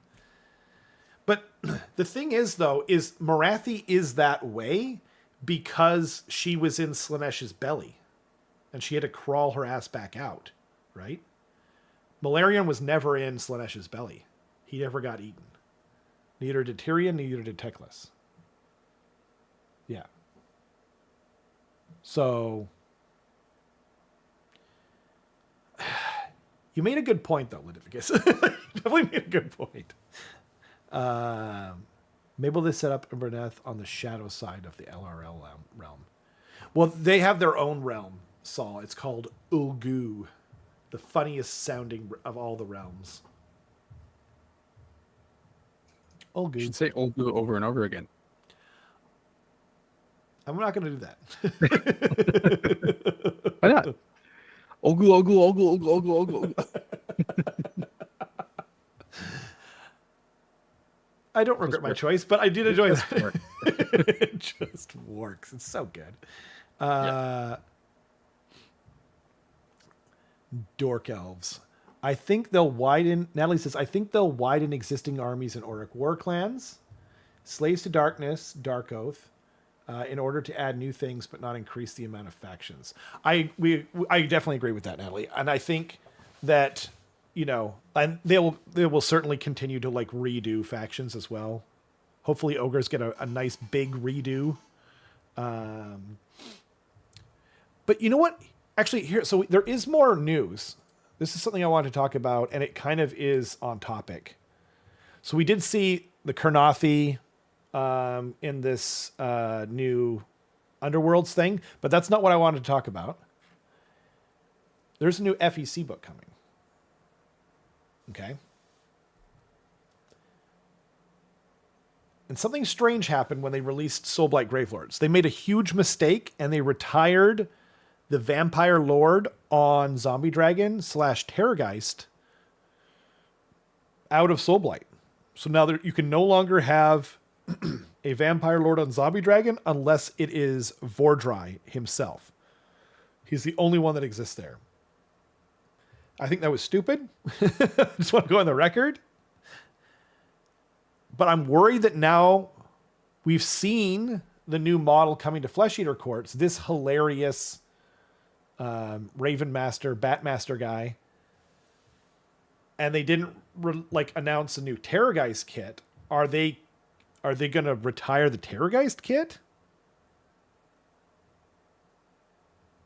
Like, if they're not doing that, then why did they get rid of it in Soulblight? I don't know. Like, Isn't that I think weird? Soulblight is almost entirely new models now. So like you could make the argument that it doesn't fit the aesthetic anymore. That's true, and Flesh Eater Clorts is clearly going to have. That was gross. I apologize. They're clearly going to have the Crypt Horrors and the Crypt Flayers because they still exist here, and then we still have Vargeis in Soulblight. So there is something to be said for that. Is that true? Maybe you're right. Maybe you answered that question. Let's find. So we've got Age of Sigmar, and then we've got Death. We've got Soulblight. So I'm going to see if I can spot any old kits. I'm just running down stuff. The White King on foot is still an old kit from Fantasy, I'm almost sure. And then the Necromancer, same deal. Vargeis. But like, yeah, you make a good point. Like the Mortis engine, the Coven Throne, which is the same thing. Huh. Maybe you're right. Oh, there is the Corpse Cart. That thing's old as dirt. I don't know. But like, not having a Vampire Lord on Zombie Dragon now is poopy. I don't like it. Because it's rad. It's board right. No, I mean, and I'm going to. I actually pre-ordered him, and then before like the pre-orders went up, I was like, I canceled it because like I ordered it through my local store, obviously. And because I'm just like, I want to paint it, but I don't know when I'm going to do that, you know, but I straight up think that the new Prince Vordry is the best kit they've ever made. Like, I used to say Be'lakor, like if I'm being non-biased, Be'lakor was the best. Now I actually think it's Prince Vordry. Like, it's just like a perfect kit. So, yeah, I want to paint it real bad. Real bad. Okay. Pretty cool kit. Yeah. Pretty cool. What do you think of the High Falconer? I think he's hilarious. I think he's awesome. It's like he's so dumb that I love him. And I love his giant like bat pet thing. Like that thing's got so much freaking flavor. It's just packed to the friggin' rafters with it. I hope he's got some kind of like bat guano rule. You know what I mean? Where he's like eating their poo or something. And like, you know, how, like it's like used in like a bunch of medicine and all sorts of stuff, right? Like it would just be so, I don't know, funny. Yeah. He looks exactly like the Crypt Keeper. He does. He so does. Yeah. Hello, kitties. Yeah. I was trying to come up with his line that he used to say. That's awesome. Oh, very, very well played. Yeah, I'm going to get him for sure, even if he's just total garbage in the game. I don't like him as much as I like, what's his name? The judge? Gourmet. Gourmet, thank you. Yeah. Like the intestine British wig thing is something that I don't know that will ever be topped. Yeah. No, I really like this army. Yeah. I hope they make like ghouls and like other stuff. Like it's not just Morbeg Knights. Like I want Morbeg Knights to be good because it's like the coolest kit that's not a hero in the army. But yeah, I hope there's you can, you know, I like toolbox armies too. You know what I mean? So I don't want to have just Morbeg Knights or even just ghouls or whatever. I want to have, you know, variety. So hopefully. Yeah, absolutely. Yeah. And they've got the Charnel Watch Spearhead box coming out too. Yep. Which has beast flares. Or did you already go over this? Well, I didn't say that there's, you know, the Gore Warden is in there, and yeah, I just mentioned that they've got 2 old kits in there. Yeah, they do. Yeah. So we know that they're not retiring those kits. Yep. So. And they are not the prettiest, for sure. No, and they don't have a lot of variety of. They don't have any variety of build. You know. Yeah. I don't know. Anyway, Really like the yeah. But honestly, there's been a couple misses as far as battle tome covers have gone. Like the what was it? The KO one was kind of weird. The Khorne one was kind of weird, but this Nighthaunt one is really cool. It is cool. I like it too. I hated the Gloomspite Gits one, the non special cover, the most. Yeah, it looks like AI art. Oh, Not great IDK is so bad. And there's a couple of pictures in there too. I think I actually legitimately think they might be using AI art now. Because like they've always had insanely killer artists. And then like the icon of the sea, he looks like the front cover. He looks like the guy from JoJo's Bizarre Adventure. It's like, it's so weird. And then the icon of the storm looks kind of, the storm looks childish and just kind of dopey. But this is awesome. This could be like the front cover of like some kind of like Night of the Living Dead remake, you know, like some kind of medieval Night of the Living Dead. Like it's awesome. I totally agree. Yeah. And then we also got shown the Nighthaunt one. Also a cool cover. Just got a, what's it called? I can never remember. Bladegeist. That's it. Thank you. Like how like thick he is. Yeah. Just, like, wide. Yeah. Absolutely. No legs. Just hunched over. Uh-huh. And like it's kind of like I like the coloring on it too. And then we're getting Lord Vitriolic. He's a Redditor in his spare time. Yeah, he likes to troll on Reddit. Oh. Yeah. He's got a little sickle. Yep. That's why he has the other two arms, is so he can type faster. Yeah. Or he can type on two different keyboards at the same time. He's got alternate accounts that he agrees with himself with. Yeah. Exactly. Yeah. Absolutely. And you can upvote each other's post. Yeah. I think he's cool. I don't like how they painted the goo or whatever this is. It looks like guts. Like it looks like like intestines and. But I think it's supposed to be smoke. I think so. Right? Smoke, like wet. Yeah, it's like leaking. Right? I don't know. It's odd. I don't know how to quite interpret that, but yeah, clearly it's supposed to be like smoke and and stuff, but or liquid. Like guts. Or actually, it's probably supposed to be like liquid that's smoking up as it's coming out. Right. Because I can see drips and whatnot. Anyway, I don't think the color choice was great. Not that whoever painted that got to choose anything about it, but and then there's a new spearhead with 2 units of what are they called? Chaingast? I forget. I think there's a chain rasps. Chain Chaingasts are the ones that have the flails that like throw stuff. Flails. Like the chaingasts are like the long range ones. Is that what you're referring to? So either way, we see some Dreadblade Harrows in here. We see some Harridans. Harridans, yep, that's right. We see some Bladegeists, and then I think at the front. That's what I was trying to name. Bladegeists? No, the ones in the front of the picture. Oh, the ones in the front. I'm pretty sure it's a Chaingast. Chaingast. You have a unit of 2 Chaingasts because they come in a unit of 2, and then the person in the very front is what is that? 1 unit of Chaingasts. Yeah, and dang it, now we. Yeah, I don't know what the hero is. I mean, it'll say right there. Actually, it's a. Oh, does it? Spirit Torment. There we go. It says directly below the image. In fact, yeah. Man, I'm sorry, everyone. I'm sure that pissed you off. Oh dear, it's like when you drive past a huge map in like a tourist area, and your wife's just like, "We should see where we're going." You're like, "I don't need directions." You just drive right past it. I know where I'm going. Yeah.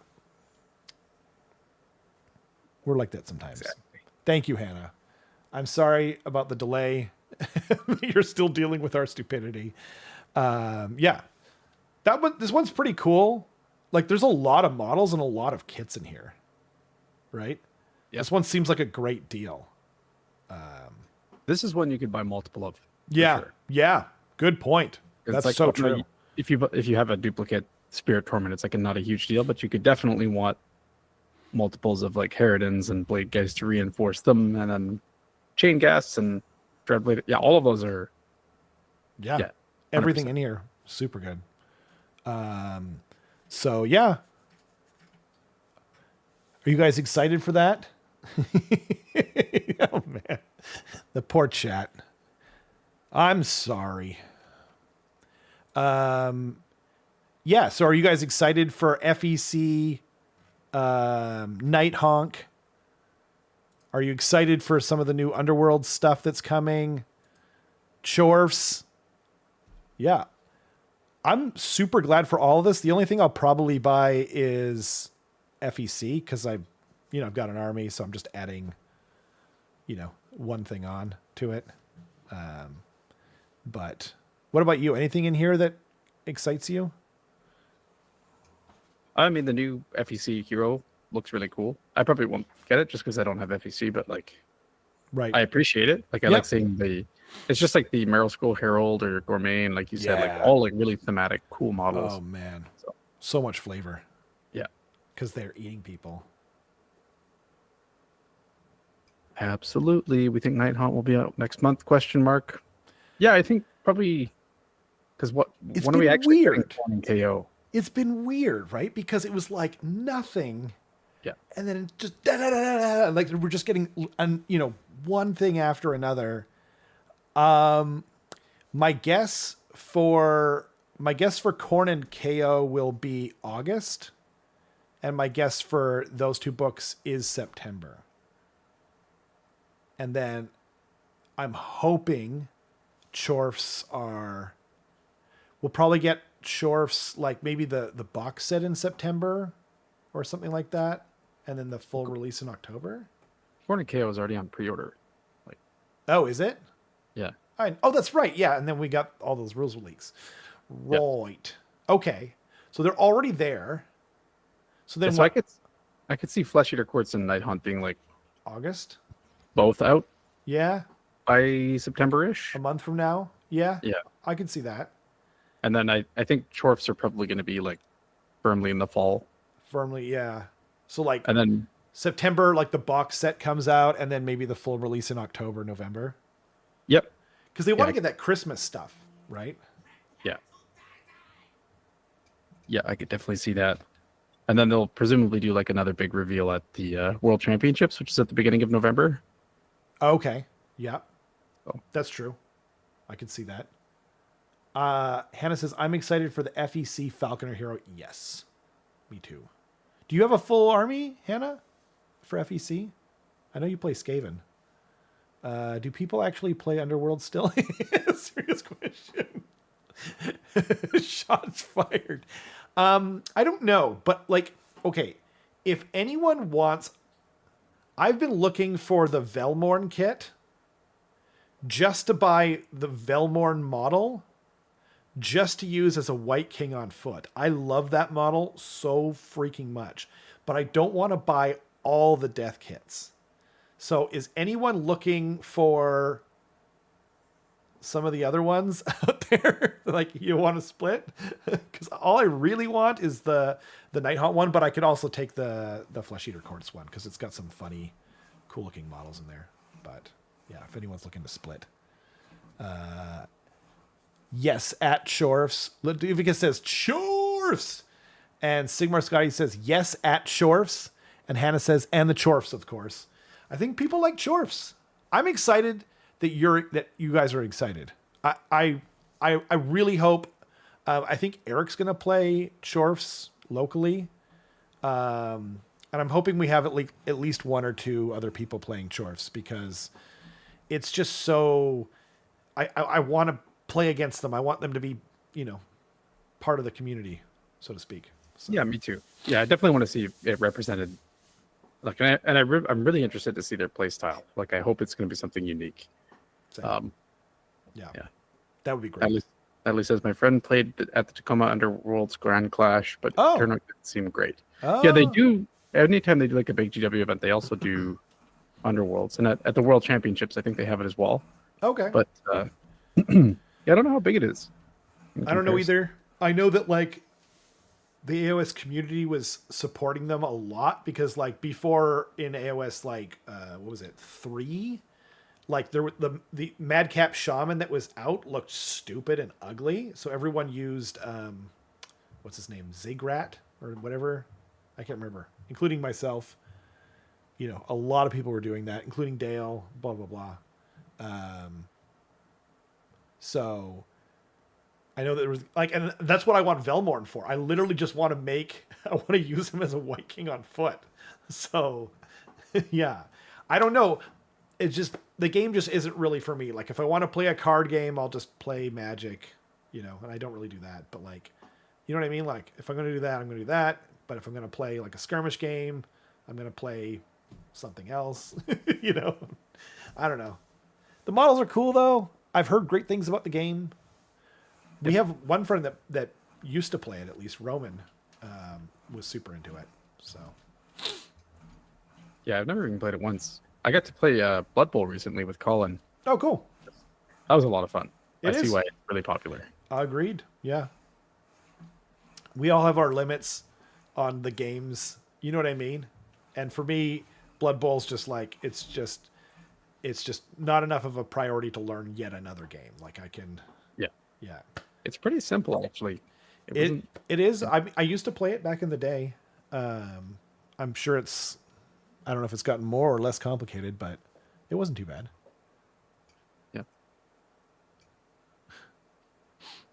Yeah. Cool. Okay. I know a local is looking for the Chorfs box. Nice. You need to buy a new house for your 14th army? Damn. Oh my goodness. That is sick. Prince George meta next year going to be 1 Night Haunt, 1 Stormcast, and 99 Chorfs. Hell yeah. Okay, I'm glad to hear it. You know what? The Prince George crew seems like a Chorf community. You know what I mean? Like if I was going to pick one place. Yeah, I can see that. Yeah. Industry at the cost of everything else sounds like Prince George to me. Yeah. He said it, not me. Yeah.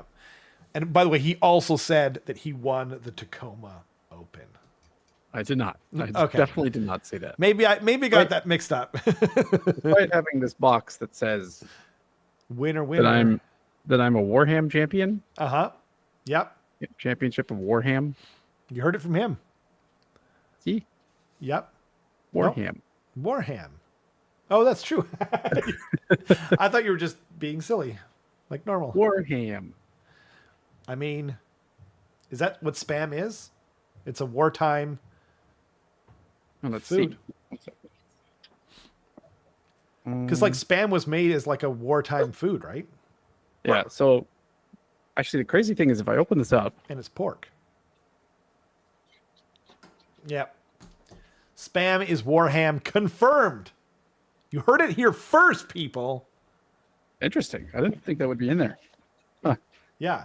And your camera is loving it. Back off, Jesus. Yeah. Yeah. Friggin' paparazzi webcam over here. Smile, Carson. Look this way. Carson. I also got this. Oh, right. That's really awesome. Are you starting a Gitz army? Nope. Okay. That was quick.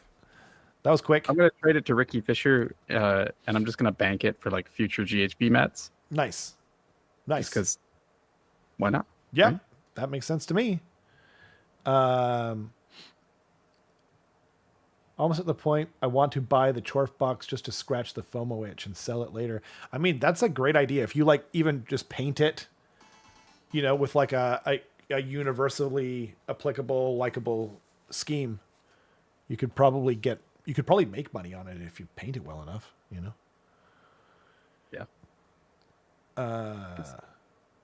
Okay. It is 8:30 now. Should we reveal the other thing? Big Ron, I'm back and ready for some AOS, but late for your awesome YouTube hangout. Thank you for joining us. A member for 17 months. The judge is in the house for 17 months, and we appreciate it. Big Ron. This is a really long court session. This is, yeah. It's like an episode of Judge Judy that I never want to end, which is all of them because she's so entertaining. Every single one. Yeah. Every single one, even when she's complaining. They're all good.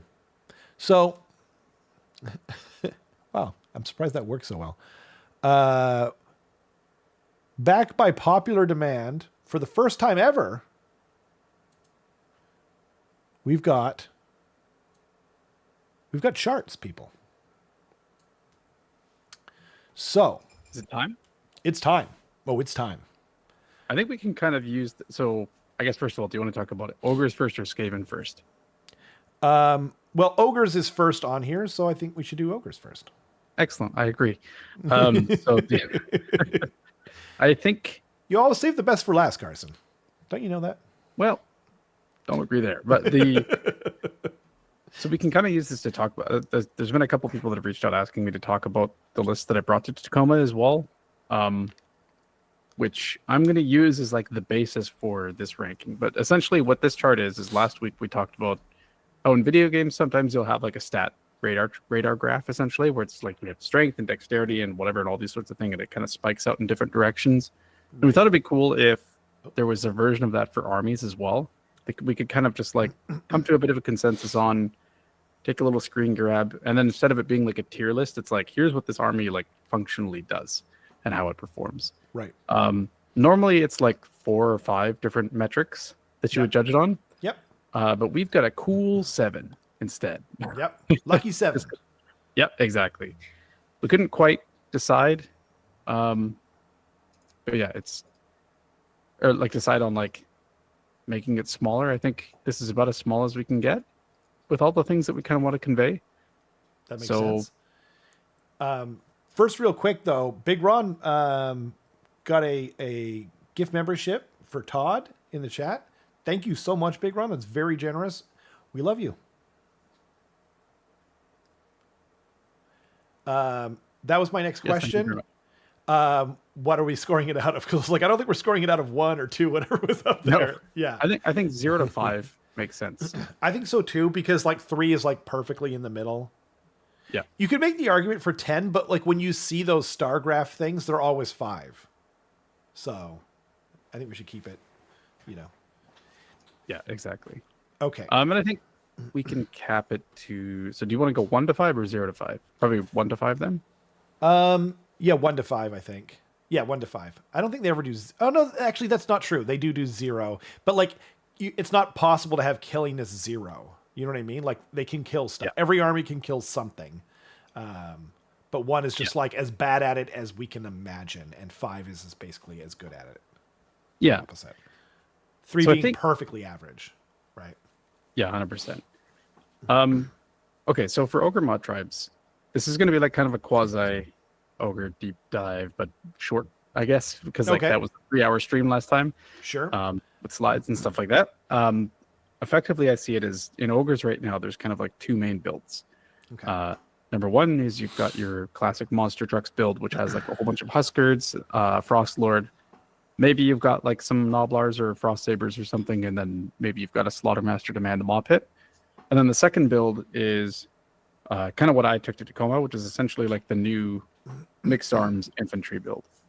Right. And that list consists of some Iron Guts, some Gluttons, some Gorgers, an Iron Blaster, Noblars, Slaughtermaster, Butcher. But basically it's like a core of some infantry, an Iron Blaster to apply some pressure, screens, and then a bunch of heroes and stuff like that. It's actually almost a Highlander list, except there's 2 units of Noblars.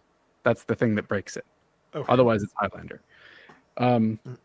So for both of them, I think they share a lot of things in general, where we can say like killiness, tankiness, that sort of stuff is pretty similar. Okay. But there's a consensus that we have to come to when it comes to this chart of like, do we want to make a chart for each archetype of the list, or do we want to say like overall this is the extent? I think we have to do overall because like there's just too much. Like, do we make like 5 different ones for Skaven for all the different great clans and then also a mixed one? Like, it just gets nuts. And like, this is out of 5. This is going to be like a consensus. It's going to be, you know what I mean? I think like it's to kind of make things simple for people. So I think we should keep it simple. KISS. Yep. Makes sense to me. Cool. Then I think for both, we can start with just straight up killiness. It's kind of what Ogres is known for, is killing. Like being extremely slappy, really, like it's one of the hardest hitting armies in the game. And I think to say like the extent of it, if you were to have like 8 Iron Guts that are juiced up going into something, like it's going to be bad. Like Yeah. they will pick something up. So I would probably give this like a 4. Okay. Or even like a 4.5. And Yeah. I actually don't know what would be more killy than it. Now that I think Slaves of it. to Darkness. Actually, yeah, juiced up Varangard. But like, if like we're gonna have, we should be able to have 2 armies that are like a 5. You know what I mean? Yeah, that's true. So like, I'm okay if you want to make them a 5, but Let's do it. Yeah. okay. I think it's a 5. I think Okay. genuinely, like that's one of the strengths of Ogres is that it just hits so hard. Like That's fair. it's insane. Like how hard it can hit They're when you incredible. line it up properly. Now, tankiness. This is something that kind of like it's weird when it comes to Ogres because you can make the list such that it's like implicitly tanky just because it's a lot of wounds, but Ogres are actually kind of paper thin just because they're a 5-up save, Yeah. right? Yep. I would rate tankiness as probably like a 2, A 2. just because like a 1 would be like Huh. can't take anything. But Ogres they do have wounds though. they have wounds, yep, Yeah. but I think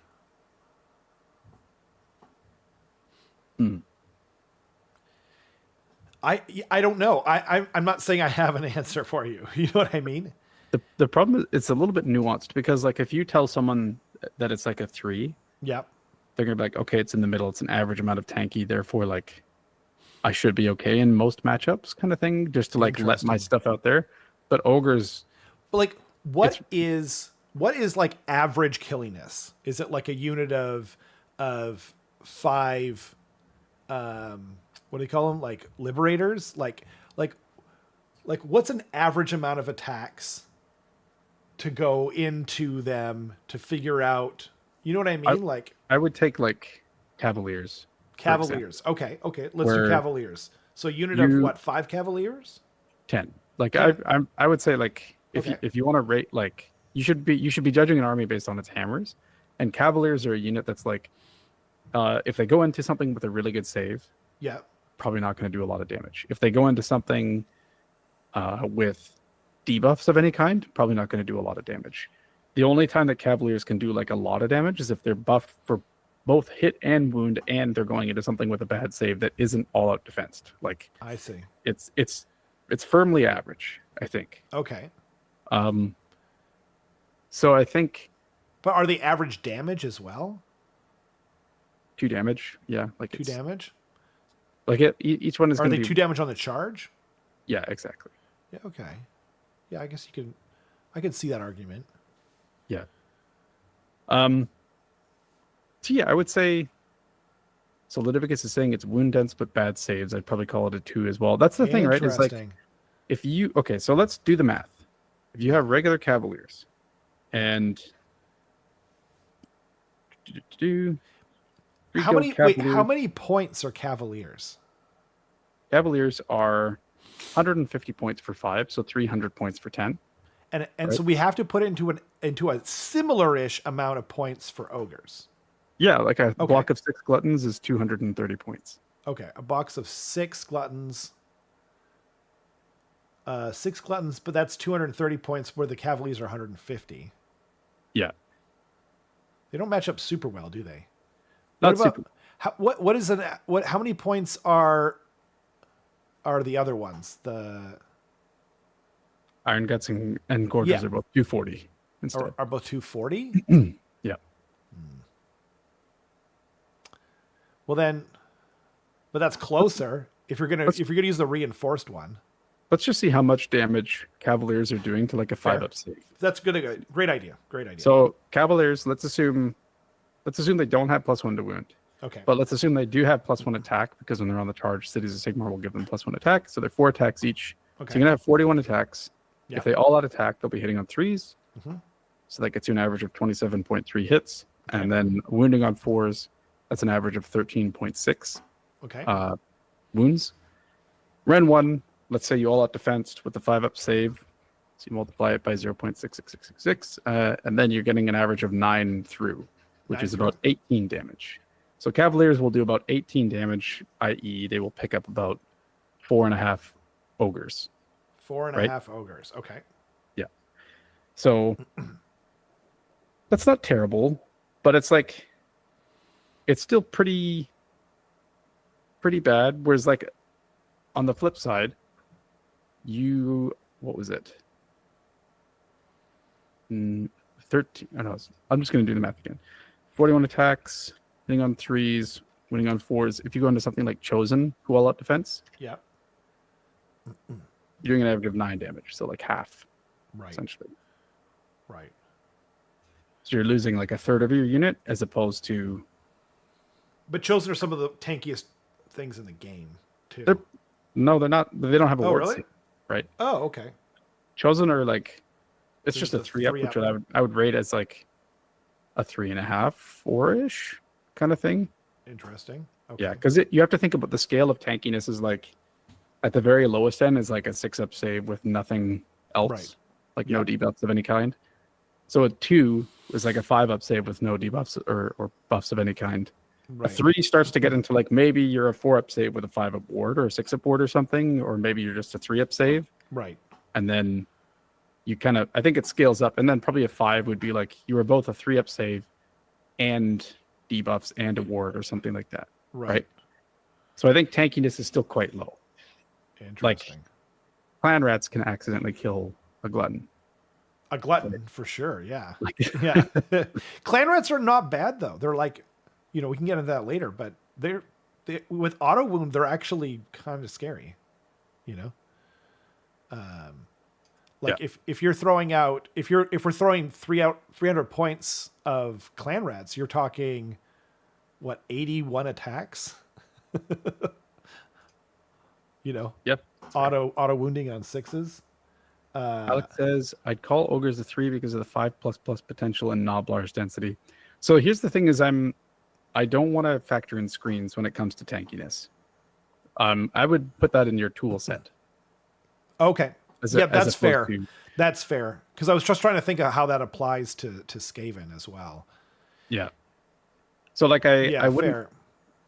Yeah. So I mean, like ogres, you're right. Ogres, I'm gonna mark it at 2.5 just because that's kind of what I was thinking actually. But I don't, like this is your army. I didn't want to you've got way more experience than anyone here for sure. But the big thing that I'm like concerned about is that I know that there's a lot of people that will pick up an ogre's army and be like, wow, these guys hit really hard and they want to charge. I'm just gonna shove them up the table, and then you just get cleaned up, done. There's no tankiness if you play like that. That's true. Whereas you kind of have an implicit tankiness from the easy access to screens and how fast you are. Right. You can close gaps faster than most armies, and certainly most infantry armies. And you can kind of get your screens out of the way and go through there as well. But so I think 2.5 makes sense. What's a 5? A Nurgle? I would say Nurgle's a 5. lot of 3-up saves and a lot of 5-up wards. Exactly. And a -1 to wound. And a -1 to hit. But isn't that toolkit too, though? Yeah, it is. But it feeds into your tankiness. It feeds into the factor. That's fair. Okay. Yeah. I like it. Thematicness. That is something that I feel like I can't answer. Like I don't know enough about. I think they were more thematic last edition. I think so too. Right? This is really tough because what do you think of when you think of what an ogre is? Lore wise, what do you think it should be doing? I think it should be meaty. I think it should be eating. And I think it should hit hard. Am I missing something? And then there's also like the whole cold storm thing side of whatever. So Yep. that's a Everwinter. factor. Everwinter. Thank you. That's fair. Did I miss anything? No, I don't think so. Okay. I would say ogres, they're not like the most thematic faction. Like when I think of thematic rules, I think of like you're imagining what's going on. Like you're kind of telling a story with how the rules are happening. Right. Ogres are very simple as Right. an army. Like it's like 2-up D3 impact mortal. Okay. Like Right. lots of attacks. They're fast. Like they're quite a basic army actually when it comes to like the buffs that they get. Okay. So I would probably put them as like a 3 tops. Yeah. I think. Average for thematic. Yeah. However, Yeah. when you have like, so we're talking about the extent, like the general thing. I was referring to like my army. I don't actually see it as like particularly hugely thematic. Just because it's weird that it's like toolboxy and stuff like that when ogres like doesn't Oh, fair. seem like that. But if you have monster trucks, I think that's quite thematic. That's true. Right. Yep. You just have these like big hulking stone horns just crashing into front lines. The amount of mortal wounds they do makes a lot of sense. So I might even say 3.5. Oh, wow. Interesting. For ogres. I like it. Yeah. That's cool. Yep. Ease of play. 5. No, 5? Yeah. No, I think ogres are not an easy army to play. Okay. It's kind of one of those bait armies. I don't even want to weigh in on it, to be honest. That's fair. Yeah. So take an army like Skaven, which was sold as a starter army, right? Really stupid. Not easy to play. Yeah, very Not easy to play at all. Like it's a very tricky army. And they've always been that way too. Always, Yeah, yeah, 100%. Ogres, I think, is kind of that way as well. Like I think the quintessential easy army to play is probably Slaves to Darkness, where it's just like you punch really hard, you tank easily, you want to walk up the table and punch people hard, and that's what you do, essentially, right? Yeah. You can have a very simple game plan and get rewarded for it with an army like that. Ogres is the complete opposite, where it's like, or not the opposite, but it needs to counter punch, right? Or it needs to have a go turn. You have to be extremely careful with how you pick your engagements. So I would say the ease of play is not good, especially actually with the Stonehorn build, because when you think of like how tanky a Stonehorn is, it's 15 wounds or 14 wounds on a 4-up, no ward. No like, ward. Yeah. Like used to be. used to be extremely tanky. Used to be one of the hardest things to kill in the game. Yeah, but anytime, so I guess we'll get into mobility and stuff like that in a tool set later. But anytime you're relying on high mobility and high damage but low tankiness, it's inherently hard to deal with. I think, right? It's much easier to like trip over yourself or make a positioning mistake and like really get messed up. It actually happened in my final game at Tacoma, where against Nighthaunt, I basically got rewarded by him failing to make a rerollable 7-inch charge with like the I'll rack the Drowner thing, because he was trying to like clear my Nobblar screens, and then if he got a double turn, he'd be able to like full send everything in. But because he failed that, I was able to give him a double turn that he didn't want, because he would just have to kill Nobblars with it essentially. Right. But the mistake that I made was I wasn't in a position where I could punish him for even going into Nobblars with like properly sitting my dudes behind. Like there's just lots of really minute positioning details. And even my game against Dylan, that it was a minor loss instead of a minor win instead of a major win, was like if I had moved my Slaughtermaster like 4 inches in a different direction, then I would have scored like 3 more points. Right. And then that's it. Right. Wow. And then I would have been first place instead of third, but never mind. It doesn't matter. But yeah, I would put ease of play for ogres is like a 2. A 2? I think that seems fair. Yeah. So far, I think you're kind of scoring everything how I would. The tankiness, I wasn't. I would have probably said 3 or 3.5 originally, but I agree. I hear what you're saying, and I don't disagree. So I like it. Yeah. Low equals hard. Yeah. Yeah, low equals hard. Exactly. So if you have a 5, basically, like 5 is always a good thing. 1 is always a bad thing. Yep. Exactly. And then tool set. So basically, like how many things you have access to in the army right now that are not just like stat buffs. Right. Like how many of those things do you have access to? And I would say right now, ogres are in like a really interesting spot, tool set wise. I think that there's a bunch of different ways that you can go. Yeah. There's an argument that you could play the Stonehorns build to just be like spamming mortal wounds, and if you have like a huge debuff army that relies on, like a good example would be LRL with their Blade Lord build. Mm-hmm. You have like ethereal 4-up saves, a 5-up ward, -1 damage, like -1 to hit, Right. just stacking all that stuff. But then 5 Stonehorns come in and do like 5 mortal wounds each on the charge. It's like, all right, it doesn't matter, right? Right. So that's an interesting piece of tech. Then you have like the Frostlord on Stonehorn's hop ability. And then the huge thing that was introduced recently, which we've kind of colloquial termed Burger Lust. Yeah.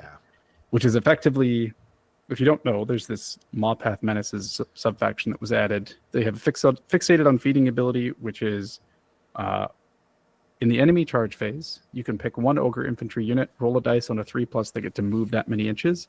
They can end the move in combat, and if they do end the move in combat, they count as having charged.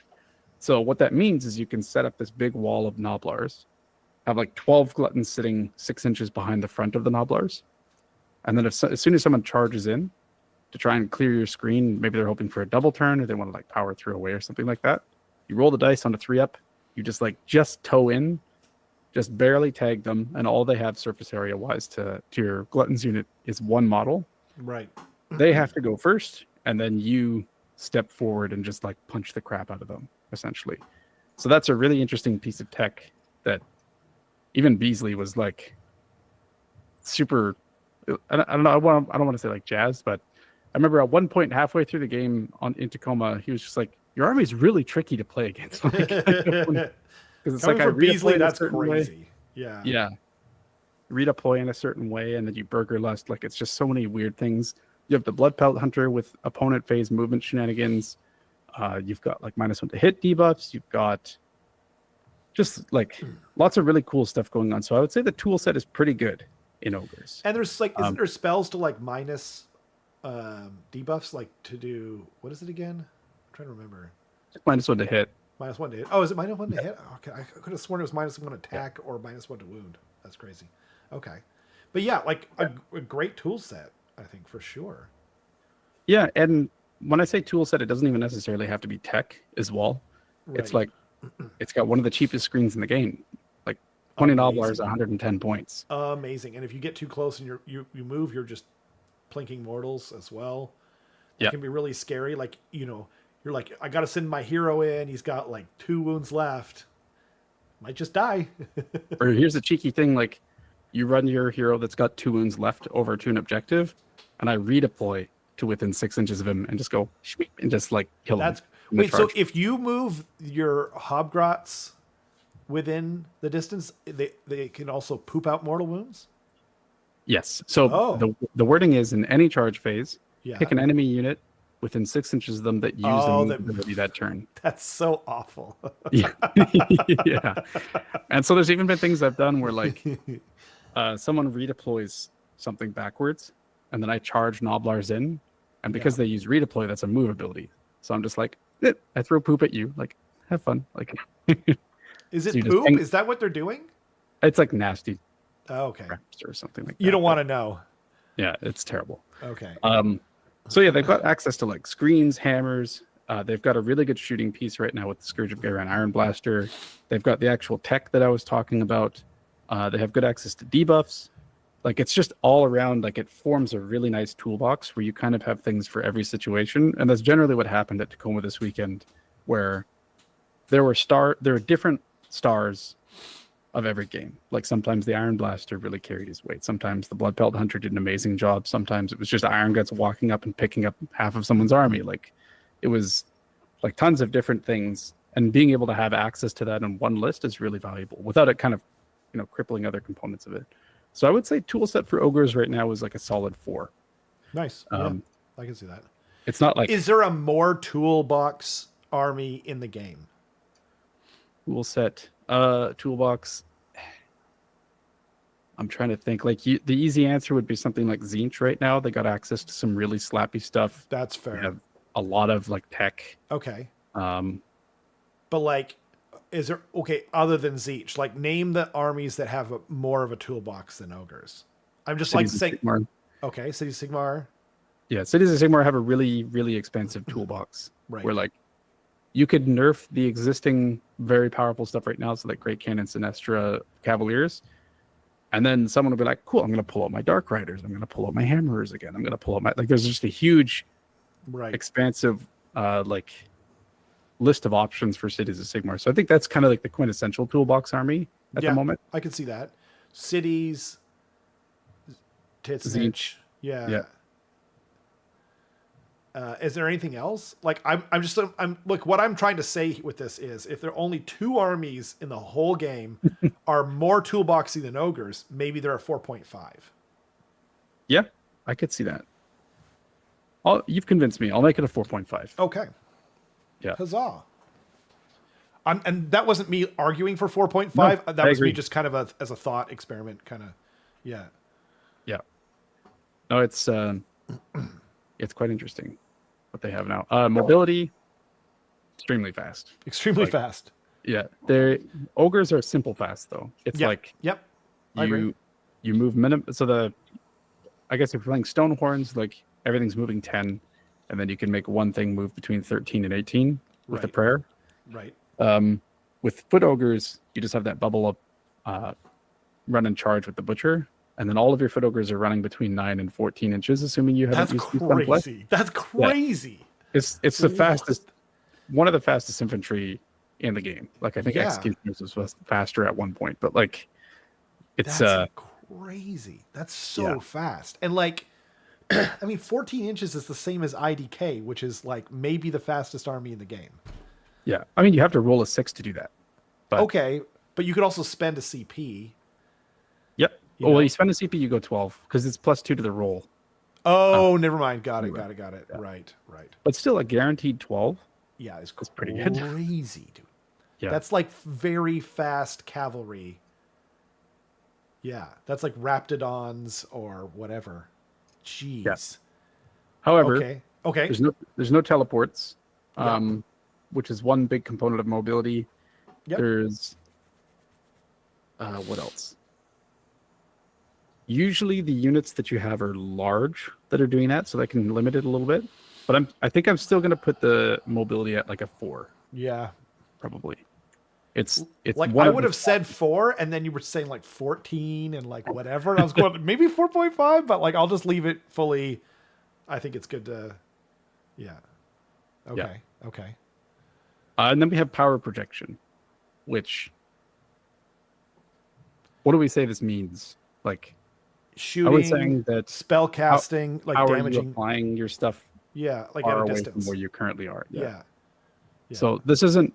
So one could say that like mobility plus killiness equals power projection, but that's not necessarily what we mean. Yeah, I don't think that's what we mean yet. Power projection is like how close do you have to get to someone to like ruin their day? Yeah. Essentially. Yeah, that's a great way of putting it.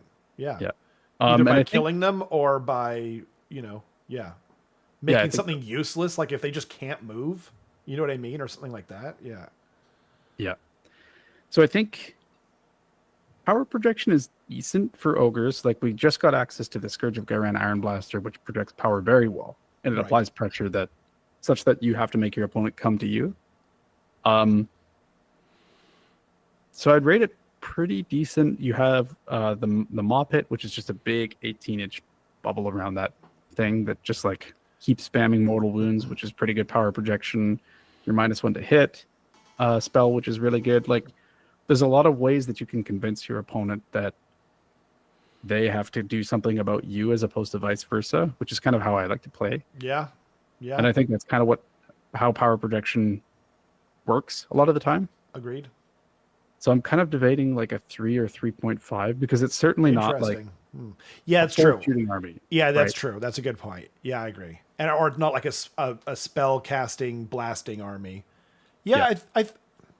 I think it's above average. Is Yep, kind I think of so. what I would say. So maybe 3.5 is probably what I would. Nice. think that makes sense. Yeah. So you end up with this Weird I guess shape. before, it's odd shape. I don't know what it is. But It looks like a starfish with two of its things cut off. and that's what it is. It is cool. Is there any of these numbers that we kind of want to revisit here? I guess it'd be me answering that question, not you. But Yeah. The only thing I can think of is I feel like, it's harder to go first.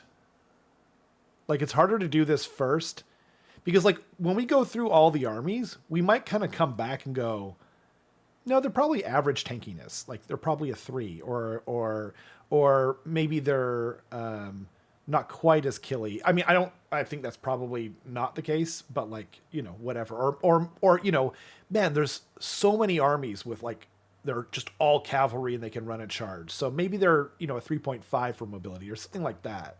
You know what I mean? Or power projection isn't going to be that, whatever. So, like, I mean, I think you nailed it. But we can always come back and change it.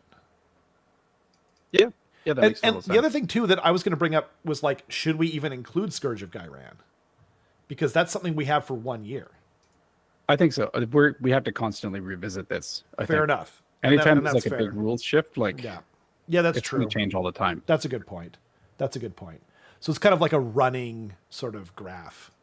Yeah, at this point, this is how I see Ogre Mod tribes. I like it. Now, I know this isn't a question for necessarily for right now, but, like, could we make them colored? Can we have, like, killiness be red and, like, tankiness be, I don't know. I messed around with it a little bit. It's like a little bit restricted. Is it? Okay. I was just curious. I was trying to make the text bigger for, like, killiness and power protection on the actual chart itself, but didn't seem to want to do that. If anyone knows anything about radar charts and sheets, please let me know. Cool. But yeah, so with this, you kind of end up as, like, it's actually a really well-rounded army at the moment, I think, which is odd because 3 months ago or 4 months ago, I was saying how down the dumps I am about it. It's boring. It's just like, here's a bunch of gluttons. And really, I think the main things that changed are, like, they made the list building less restrictive with your screens, which are mandatory. Right. They gave you ranged threat projection via the Iron Blaster. I know it's zooming in and out right now. Mm-hmm. And then they gave you more tech with the sub faction. And those three things, combined with what Ogres already was, made it this, like, very interesting, highly mobile, big tool set, extremely killy army, which is exactly how I like to play him. Yeah. So, you're in heaven right now. I am. And the results are undefeated this GHB so far at tournaments, which is great. God dang. That's crazy. Yeah. Is that 10 games? 10 games, yeah. Jeez, Louise. That's insane. Sure. Ogres are hungry. They fast. Yeah. Congrats on the W, Carson, says Thomas. What the hell's going on? We turn away from the chat for 1 second, and Kenrick comes in and says, Hashut, more like nice butt. And he's stroking that. Natalie, thank you so much for becoming a Scald and a member of the channel. We really appreciate that. That's really nice of you. Thank you. Lord of the, yeah. Okay. He's because his desk is levitating. God dang, that's such a good comment. Oh man. Okay. I like it a lot. Maybe I could, like, make something in Photoshop that's just, like, easier to read. You know what I mean? I could just copy and paste the bear thing there or something. And then that way I can make some colors and stuff like that. But yeah. Sense. Awesome. Yeah. Thank you for that. I'm sorry I can't really contribute as much. But yeah. Let's do it. Okay. This one will probably be more of a combined thing and maybe me arguing and crying at some point, but the thing, okay, this Skaven, I want to put it out there. I think this one's going to be harder to do because the book is so deep. And you have to go across the army as a whole, Yeah. right? So having said all that, starting at the top, killiness, okay? So, man, like, there's such a huge range. Like, there's some really killy stuff in the book. What is the most killy things in the book? The Rattling most guns? killy thing. Yeah. Probably? I don't know. I would say like if you juice up rat ogres with everything, like your plus a billion attacks, your crit mortal, your +1 to wound, +1 to hit, that's probably it. If you get The most all those killy? things, like if you get all your spells, Yeah. but like Because you can be +2 attacks with ogres or +3 attacks. if they haven't taken any damage and therefore you don't have to roll the dice on whether you just have a whole rat ogre die when you Yeah. inevitably roll 3 mortal wounds on its thing, then they can get +1 more attack from the Molder faction. And then you can, what else? Let's see. Oh, and then you can be +1 to hit if there's a boy nearby, a big old brood terror. So that does help their killiness. You can be plus at least 1. Yeah, you can be +1 rend on their attacks with the new heroic trait, new heroic trait, which is weirdly a gun a dart gun. But anyway, let's see. So there's that, and then so yeah, you could definitely have them at 7 attacks each, 3s and 3s. 3s and 2s. You can give them +1 to wound. That's true. Prayer. You mean for the prayer? Like, are you ever taking? Yeah, fair enough. Fair enough. Yeah, I mean, because I think interesting. The peak rat ogre is like 7 attacks each, 3s and 2s, rend 2, 2 damage with crit mortal. Yeah. And when you have 6 rat ogres, that's how many attacks? I can do math. 6 times 7. 42. 43 attacks with a champion. No, there's no champion. No. Yeah. Okay, so 42 attacks. Yeah. At rend 2 damage crit mortal is a lot. That's a lot. Like, That's a lot. I don't know who's getting that off. Like, again, I've seen it. Like I see it a lot in the leaves and stars right now. There's a lot of lists that are kind of teching into that with the plague furnace, plague pack, and then a screaming bell and a bunch of rat ogres and stuff like that. So all that is to say, like, I think what do you think, like, number wise for killiness? If we think ogres is a 5, where do you put Skaven?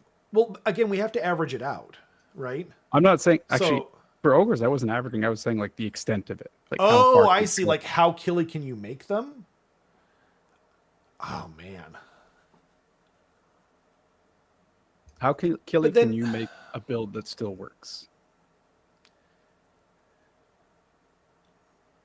That's reliable? I don't know. Like,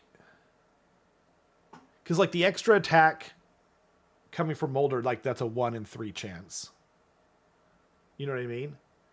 So like, let's say you get one of those things off on average.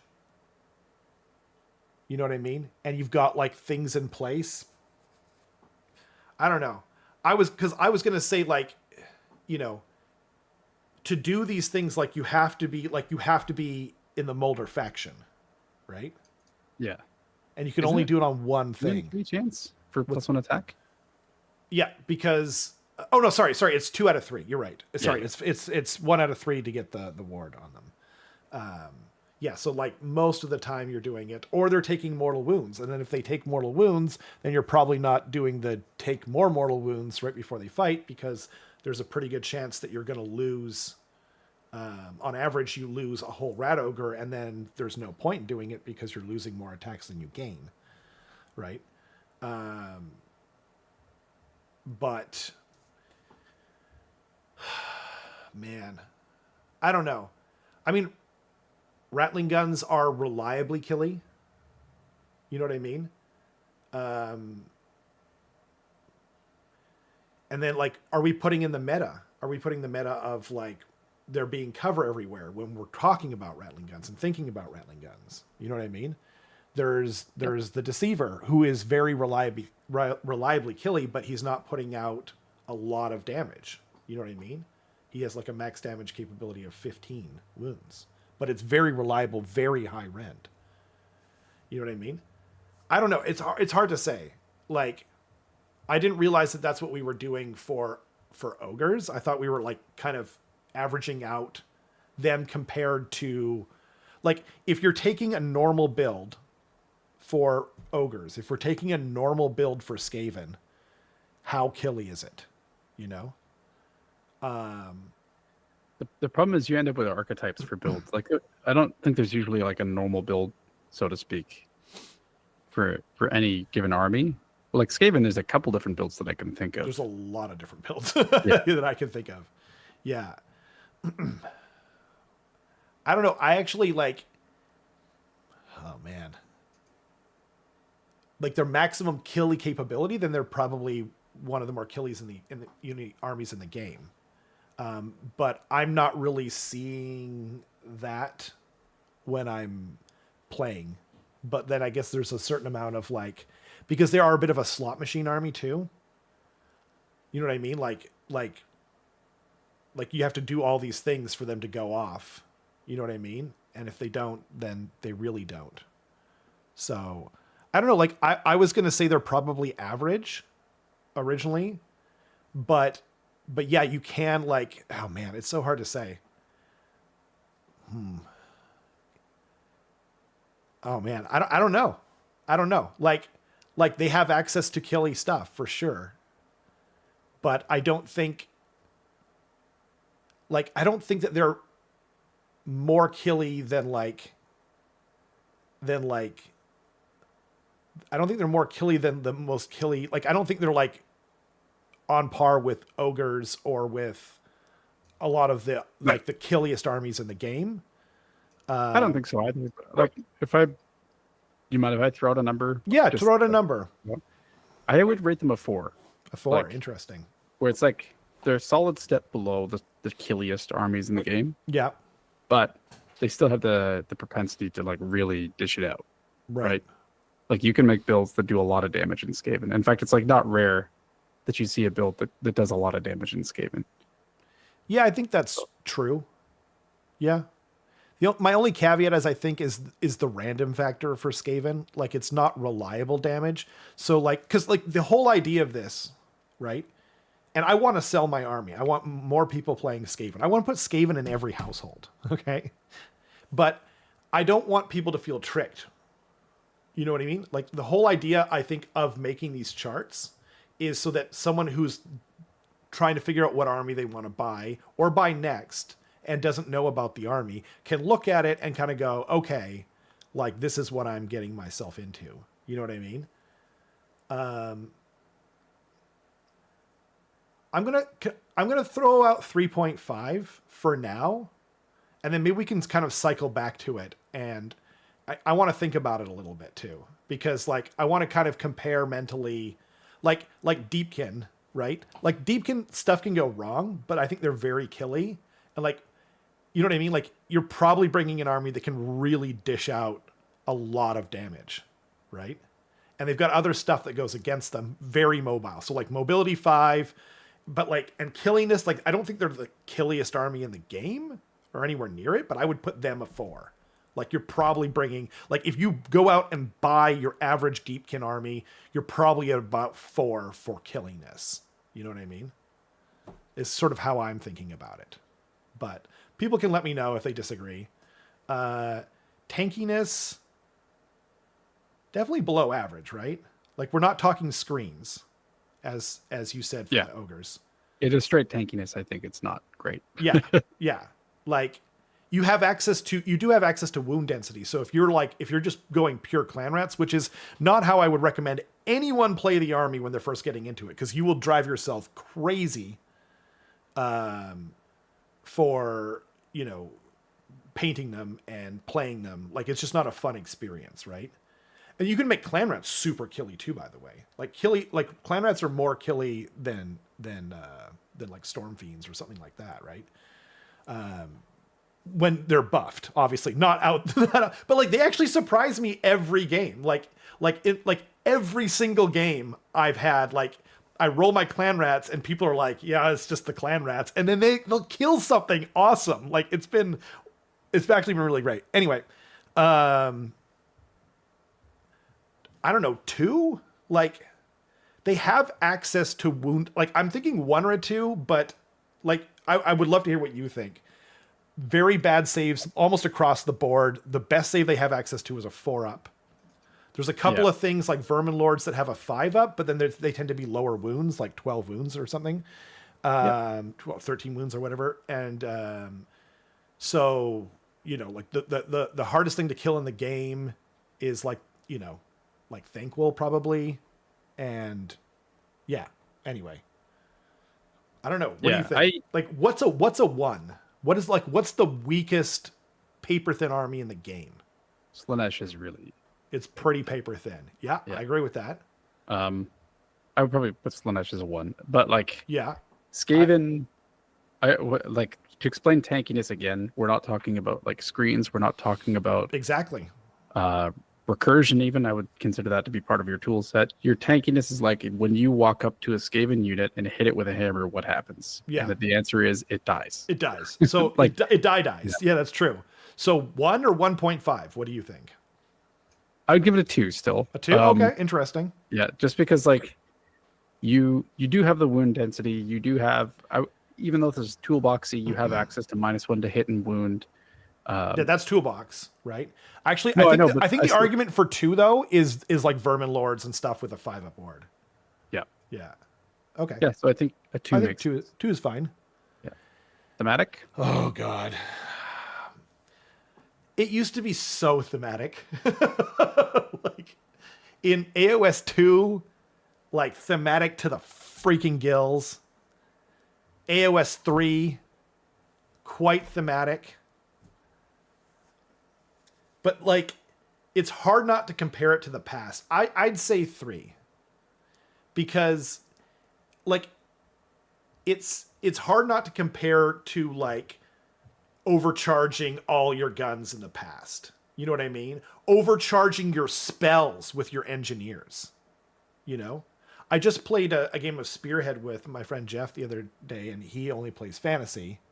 And they're like way more thematic over there too. And you know, he was like, well, your engineer's a wizard too. And I was like, not anymore.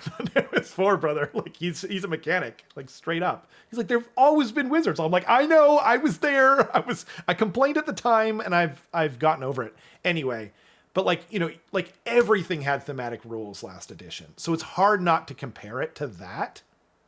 So I don't know, 3. Like, I think it's average. Like, what's the most thematic rules in the game? Like now I would say it's Khorne. I think Khorne's new rules are so goddamn awesomely thematic. Like it blows my mind. I think that's like a 5, you know, like their bodies tearing themselves apart as they, you know, re-roll the charge or whatever it is. Yeah. So, but I don't know. I kind of see Skaven, like rules wise, I think they're pretty thematic. Like they have the interesting recursion from the novels that 3 that's claws true. ahead is really cool. 3 class steps ahead is cool. I don't disagree with that. Like when you think about what a Skaven army is doing constantly in the game, and it's kind of just like pulsating back and forth, like this giant mass of rats, essentially what it is. Right. Yeah. I find it to be pretty thematic. I don't think it's the most thematic army in the game. No, and I don't think it's like nearly that's kind of my issue, right? It's because like it used to be so thematic. You know what I mean? And now it's less so. It's hard not to think like what I had. You know what I mean? Theme wise. Like before I would have said like 4.5. But now I don't know. What about 3.5? Sure. Let's do it. Okay. I wish that it was better. Like that's what I think gets people into armies too. Ease of play, I think it's terrible. I'm not gonna lie. Like ease of play and ease of like getting stuff painted. I don't know if that's part of what we were kind of talking about for ease of play. Cause like this is partially about selling the army to people, right? but not obviously not like gotchaing people into buying stuff. Yeah, they do way better damage. Yeah, it's 3x sounds right, Qual. They were terrible in third edition for damage. Like you don't take clan rats for damage in third, but yeah. Who's less tanky? Yeah, that's kind of what I was thinking. But again, yeah, Syracuse, like we went into that with the ogres. That was into the tool set, so that's why the ogres weren't as tanky as they could be with the tool set. I don't know. What's a harder army to play? Zeech? Yeah. Yeah, I would say that. I would honestly put like Skaven and Ogres in a similar-ish boat, but maybe Skaven's harder. Maybe Skaven's like a 1.5 or something like that. Yeah, I think that's what I was going to say. Like, I think like the hardest army in the game is probably Zeech. And like by enough to like give it like the 0.5 like credit. Yeah. But yeah, I've gotten so many people into Skaven that are new to the game. You know what I mean? And then they come in and like poor Pat, you know what I mean? He loves them just like I do. And he's just like, I'm here for Skaven, baby. And he's just like, oh Jesus, this is much harder than I thought it was going to be. Yeah, 1.5 sounds good to me. I think that sounds right. But tool set, this is where it's at. Yeah. One of the better tool sets in the game. So if that's your bag, then here you go. You've got you've got 3 claw steps. We talked about that. You've got gnaw holes. You've got debuffs, and they're better than they've ever been. You've got, out of phase movement shenanigans like before. You've got funky like teleportation stuff like with the Deceiver. You've got ways of making 3 claw steps better or getting more of them. One of the better ones in the game. I think they're definitely a 4, maybe a 4.5. Like, as we mentioned earlier, I think Titsnitch City's probably like, if they're a 5, what, 4.5 for Skaven? I agree with that. Yeah. I'm Like, almost wondering if Ogres was rated too high. With Maybe. That's kind of why I said, like, maybe we'll go back to it, right? Yeah. Honestly, like, I can see the argument for a 5 for Skaven. Because, like, you've got anti-ward tech in the Plague Furnace. There's so much. The only thing I'll say, actually, I think 4.5 is right, because a lot of what it is, it's like, yeah, if you're in Molder, you can like give them a ward and whatever, as long as you roll well or whatever. But like, that's there, but that's only there if you're taking, pure Molder kind of deal. It's only there if you're speccing into them. If they just didn't have the stupid asinine battle formation thing that we never had to deal with in third, by the way, or second, and if for some godforsaken reason they didn't make that really bad decision, they would be a 5 for sure. But I think 4.5 is right, just because of having to spec into certain clans, and a lot of that's cordoned off, assuming that you did that. Okay, mobility, man, like pretty good, pretty good. But it's all like you know how you said it's all like, what was it? Easy, I forget how you put it. Easy, fast, or it's like, I forget how you put it about. You have access to. No. You talk when you were talking about ogres. Oh, it's the opposite. It's honest fast, or like simple fast. Like exactly, simple fast. Whereas this is complicated fast, but it's also not fast. Like rat ogres are slow. They move 6 inches, unless you're on certain turns and the bell's nearby, and you take a left at the hypotenuse. You know what I mean? But there is a lot of outside of movement shenanigans. They're not slow, but because like they just don't have a fast speed on like anything. Like there's nothing, like the Vermin Lords, I guess, are like a 10-inch move, but there's not a lot of like, you know what I mean? Like you compare it like so Idenith and like what? Slanesh are probably like a 5, right? And like Skaven are like slower than a lot of armies because there's like not a lot of like there's no run and charge. You know what I mean? Like there's a lot of that kind of stuff. Like even like if you give Mighty Destroyers to Ironjaw's unit, right? They only move 4 inches, but then that unit's now moving 7 inches, which is still 1 inch more. And I would consider Ironjaw's like on feet, like kind of a slow triple redeploy. Yeah. But like that's only in one a lot of like formation. There's a lot of overlap with tool set here as well too, right? Where it's like that's it. That's when it comes a to great mobility, point. it's just like, would I expect a Skaven army to cross the table in one turn and alpha strike me? Exactly. And the answer is no. Absolutely not. like- yeah. Yeah. And that's and that's like and they're the 3 claw steps is only in your opponent's turn as well. Yeah. Exactly. Same with the other thing. So Like, do you have mobility via teleport? I think teleports elevates this a little bit. it does. Because So it's you've like- got Skitter Leap, and that's only on Heroes. heroes still. Yeah. So And Nahholes. and Nahholes, yeah, absolutely. And it's really easy to like, and that's also part of tool set. Like we did put Nahholes in tool set. I don't know, average. At the end of the day, I think like they're faster than average because like interesting. when you think about how fast and the average thing moves in the Yeah. game, it's like 5-6 inches. That's true. That's true. When they're moving average like 6 inches as well. yeah. So but but- you have really easy access to do that and and teleport. teleport. Sure.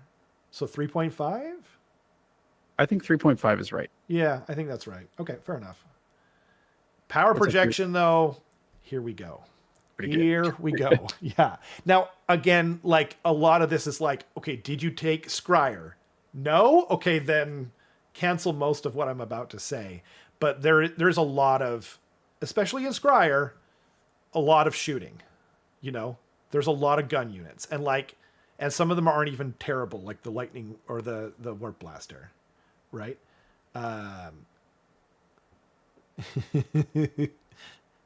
Deathmaster gives run and charge specifically to Eshin units, and so yeah. Again, we're not. Yeah. Anyway, again, he like Carson said, you know, if you're playing against this army, or if you're playing the army, do you expect them to move across the table in one turn? So that's kind of what that was about. Okay, power projection. So, I mean, it's really all about the shooting, though, right? But the shooting is good. And you don't even have to take, like the Scryer thing to have access to it. You could just take a unit of Rattling guns and be like, what's up? You know, or warp fire throwers. And you can teleport the warp fire throwers through a Nahhole or Rattling guns or whatever, and then you start blasting, and then they can move away. That's part of tool set. I don't know, 4, 4.5, 4. Yeah, I think Alex brings up a good point in the chat, which is Nahhole shooting makes it hard to rate power projection less than a 4 alone, which makes a lot of sense. Nahhole shooting? You mean like what I just said? Coming like, out. Yeah. Yeah, exactly. Yeah. So I agree with that. Like a 4, 4.5. Like you have to think power projection is like how well can you hurt someone Yep. without them having the Or mess ability with to their hurt day. you back. Yeah. Right. Right. Like Yeah. And the answer And- is extremely well in Skaven. That's like what Yeah. they are. And I would say Yeah, that's true. And the only thing that is better than it right now is probably Cities and Zeech. and maybe Actually, even Zeech is not great power projection right now. Like I Zeech is don't- like, well, but we also said like it's ruining your day. yeah. So that's fair. I think Zeech is, you know, I don't know enough about Zeech to be fair. Right But I would now. say Skaven is like of the best at doing this. Yeah, I can Right. see that. I think I can see the argument for 4.5. Yeah, I think that's reason. What do yeah. we put ogres at? We put 3.5 for ogres. I think they're way better than ogres at doing this. Is the thing. So again, maybe ogres goes down in comparison. We just revisit it. Yeah. Well, but like I think they're better than average though. Because we're only working on a 5-point scale, right? Yeah. So if like like Iron Jaws has no access to reaching out and hurting someone like realistically, or like Slanesh. Like there's so many armies that have like 0 that like I think ogres being 3.5, like unless we want to get more granular with it and like go to 3.25 or something like that. I think we should mark this a 5 until proven otherwise. Okay. Like the other thing though too is it's like, or so I guess we're saying like, do they have access to it? So if you take a Scryer army and you just take power projection, then it's the bee's knees, it's the tits. Yeah, fair enough. Yeah, under that like idea. And I think that like ideally too, we're kind of looking at this like hopefully every army has something that's like a 5. You know what I mean? Yeah. There should be something if not a 1. And he's yeah. Right. Because like not every army should be a 1, like ones, too many 1s or too many 5s, right? But like hopefully there's some kind of balance there. Like we might see some armies that are just kind of like a round ball of 3, right? But yeah. No, I like that. I think we landed in a good spot. Yeah. I like that. I want to sell the army to people, but I don't want them to feel like they've been had. You know what I mean? Yeah. I mean, I look at this graph and I'm like, okay, in my mind, I'm like, okay, it's rat people. Okay, they're not very tanky. That makes sense. They're pretty killy. That makes sense. They're like really techy. Yeah. And really like. Yeah. Weird and mobility, like in your face. That sort of like, to me, this and like really not easy to play. So this kind of like tells a story of what this army is to me. Yeah. In a decent way. I think it matches up with my experience. Like I've played more games of them than anything in 4th edition, and especially 3rd edition, and even more so of 2nd edition.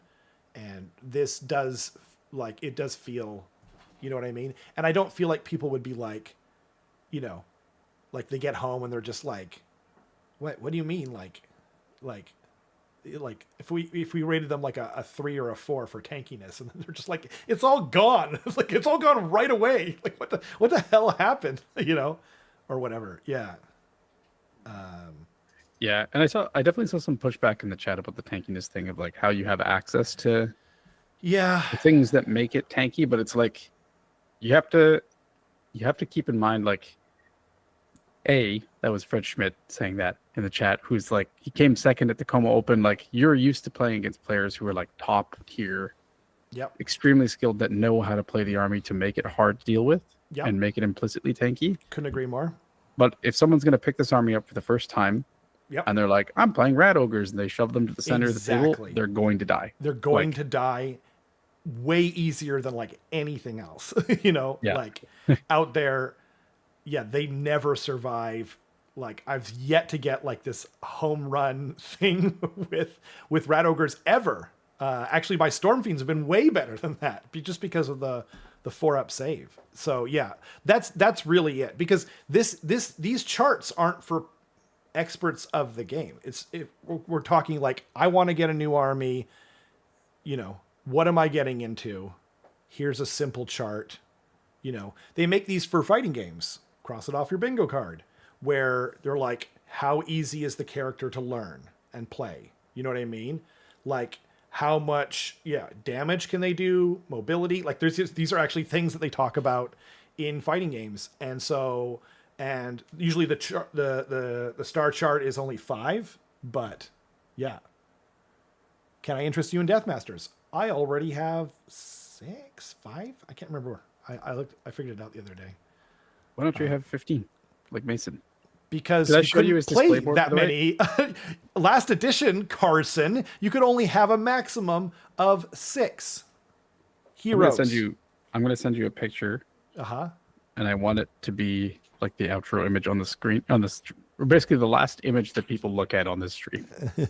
Today? It's Mason's display board. Okay. from the U.S. Open Tacoma. Nice. And I think it wins my favorite display board ever, maybe. What? Yeah. Is it just like a giant chunk of cheese with a bunch of holes in it? You'll see. Oh. Once again, I just got to open it up. Oh, nice. I've actually seen this before on somewhere else. Yeah. Damn. Sorry, everyone. Well, I mean, like, that doesn't mean everyone else has, but yeah. It is a cool idea. It is not... but it is a cool... it's great. Yeah. And there is such a thing as synchronicity, by the way. I'm not saying that he didn't come up with this idea, his own original idea, but How dare you? yeah. The list name king himself, you're saying that he plagiarized someone? Nope. How dare you? I specifically did not say that. I specifically said and introduced the idea of synchronicity.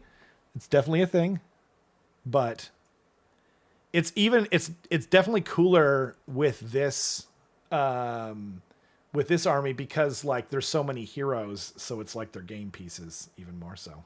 But yeah. Yeah. It's a pretty low effort one. I will say that. No, it's not. I don't know what you're talking about. Yeah, have you ever put together Mousetrap? It's a goddamn nightmare. Yeah. I've never played that game. I've tried. Yeah. Oh, really? What do you mean you tried? I'm joking. Like, I'm saying I've tried to put it together, but I never managed to do it. I see. Yeah. No, I played it when I was a kid, but I feel like pieces always get lost from it. Yeah, it is very good. Only the biggest hammers can reliably remove a reinforced clan rat unit with double bell debuffs. Yep, that's only on the right term. Oh, I see. Yeah, sorry, this is the comment before. Yeah. Yeah, that's true. I mean, like even more so, like, you know, like you've only got bell debuffs 2 turns out of the game, 2 and 4. And so most of the game you don't have that, but you do have access to you've got access to a decent amount of -1 to wound. You know, there's prayers, there's endless spells. Yeah. They can have a ward. They can have a 6-up ward. It's not even that hard. You know? So yeah, there's definitely stuff to make them. But as we said, Sloth Bear likes it. Sloth Bear likes it. And we like you. Okay. So real quick though, back to the charts. Are we calling Ogres done? Are we calling Skaven done? Done for now for both. Right. Yeah, and then we'll reflect on them. We'll reflect on them, and then we'll also come back to them when... wait, did that even go on the screen? Did everyone... No, it didn't. Okay, well. I don't know why. Oh, I see. I got to put down the other one. Boop. There we go. Let us know in the chat and in the comments what you want us to go over army-wise next week. Yes, that's a great thing. I would suggest that it's not a book that's about to release. Yeah, of course. Or like I think Slaves to Darkness is a good one. Auric Warclans. Auric Warclans is a great one. Yeah. What else has maybe a book? Separate Iron Jaws and Cruel Boys, but 100%. Yeah. And I will need help with the Cruel Boys because I haven't played a single game and I've hardly looked at their rules, even though I have a full army. Yeah, Iron Jaws. We could even do we should do Iron Jaws and Cruel Boys on the same episode. They should be in the same thing, I think. Right? That makes sense. So, books that are out. Alex. Soulblight Gravelords. Slaves of Darkness. Stormcast. We haven't talked about them. What else is there? Auric Warclans is 2 different things. Iron Jaws, Cruel Boys. Man. Deepkin just came out. I would want to wait as long as possible for them. You know what I mean? What else has a book? Oh, Gloomspite Gitz? No. Gloomspite Gitz has a book. Though Ludovic just said in the chat, save Gitz until your system is locked in tight, please. That one is going to be difficult. I would love to have someone on. Slothbear says Hedonites. Well, we'll definitely do Hedonites like before we do like we could do Hedonites now because we know that they're not getting a book like anytime soon. And so I think like doing Hedonites or something like that or Seraphon or whatever now is better than doing like Khorne right now, because Khorne, we got to wait for the dust to settle and kind of figure that out. Khorne and KO and then obviously, and like Night Haunt and FEC will be like way after that because they need to come out and then we need, right, to see. But yeah. So I think next week we can do like Slaves to Darkness and something else. We can figure it out. Stormcast. Yeah. That Stormcast, yeah. That work. If you guys, we just asked the chat, like, what do you want to see? And then they told us a bunch of stuff, and we're just like, Stormcast and Slaves. Like, that's what you guys said, right? No one asked for Stormcast. But we can make a final decision next week too. That's true. I mean, like, yeah, it takes 2 seconds to just type in a new thing. So easy. Yeah, and then we just have a discussion about it as 2 completely unqualified individuals. But exactly. Yeah, Stormcast.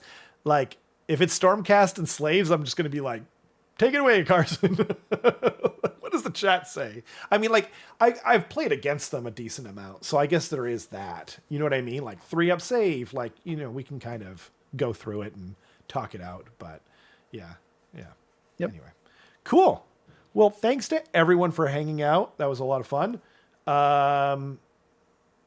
We're kind of busy, but we are working on something that we're hoping to kind of release somewhat soon. But I'm not sure when the next battle report will be. We got to figure that out. But yeah, thanks to everyone for hanging out. It was super fun. Anything to add before we head on out, Carbson? Just a reminder, I didn't win the Tacoma Open. Damn, I just want everyone to know that. about to say, God dang, I shouldn't have even asked you. I should just said, reminder again, he won Tacoma. I certainly didn't. He won best overall at Tacoma. He won Tacoma. 3rd place. Not first. Notably not first. First place in our hearts. Thanks again. We'll see you guys next week. Bye. Bye-bye.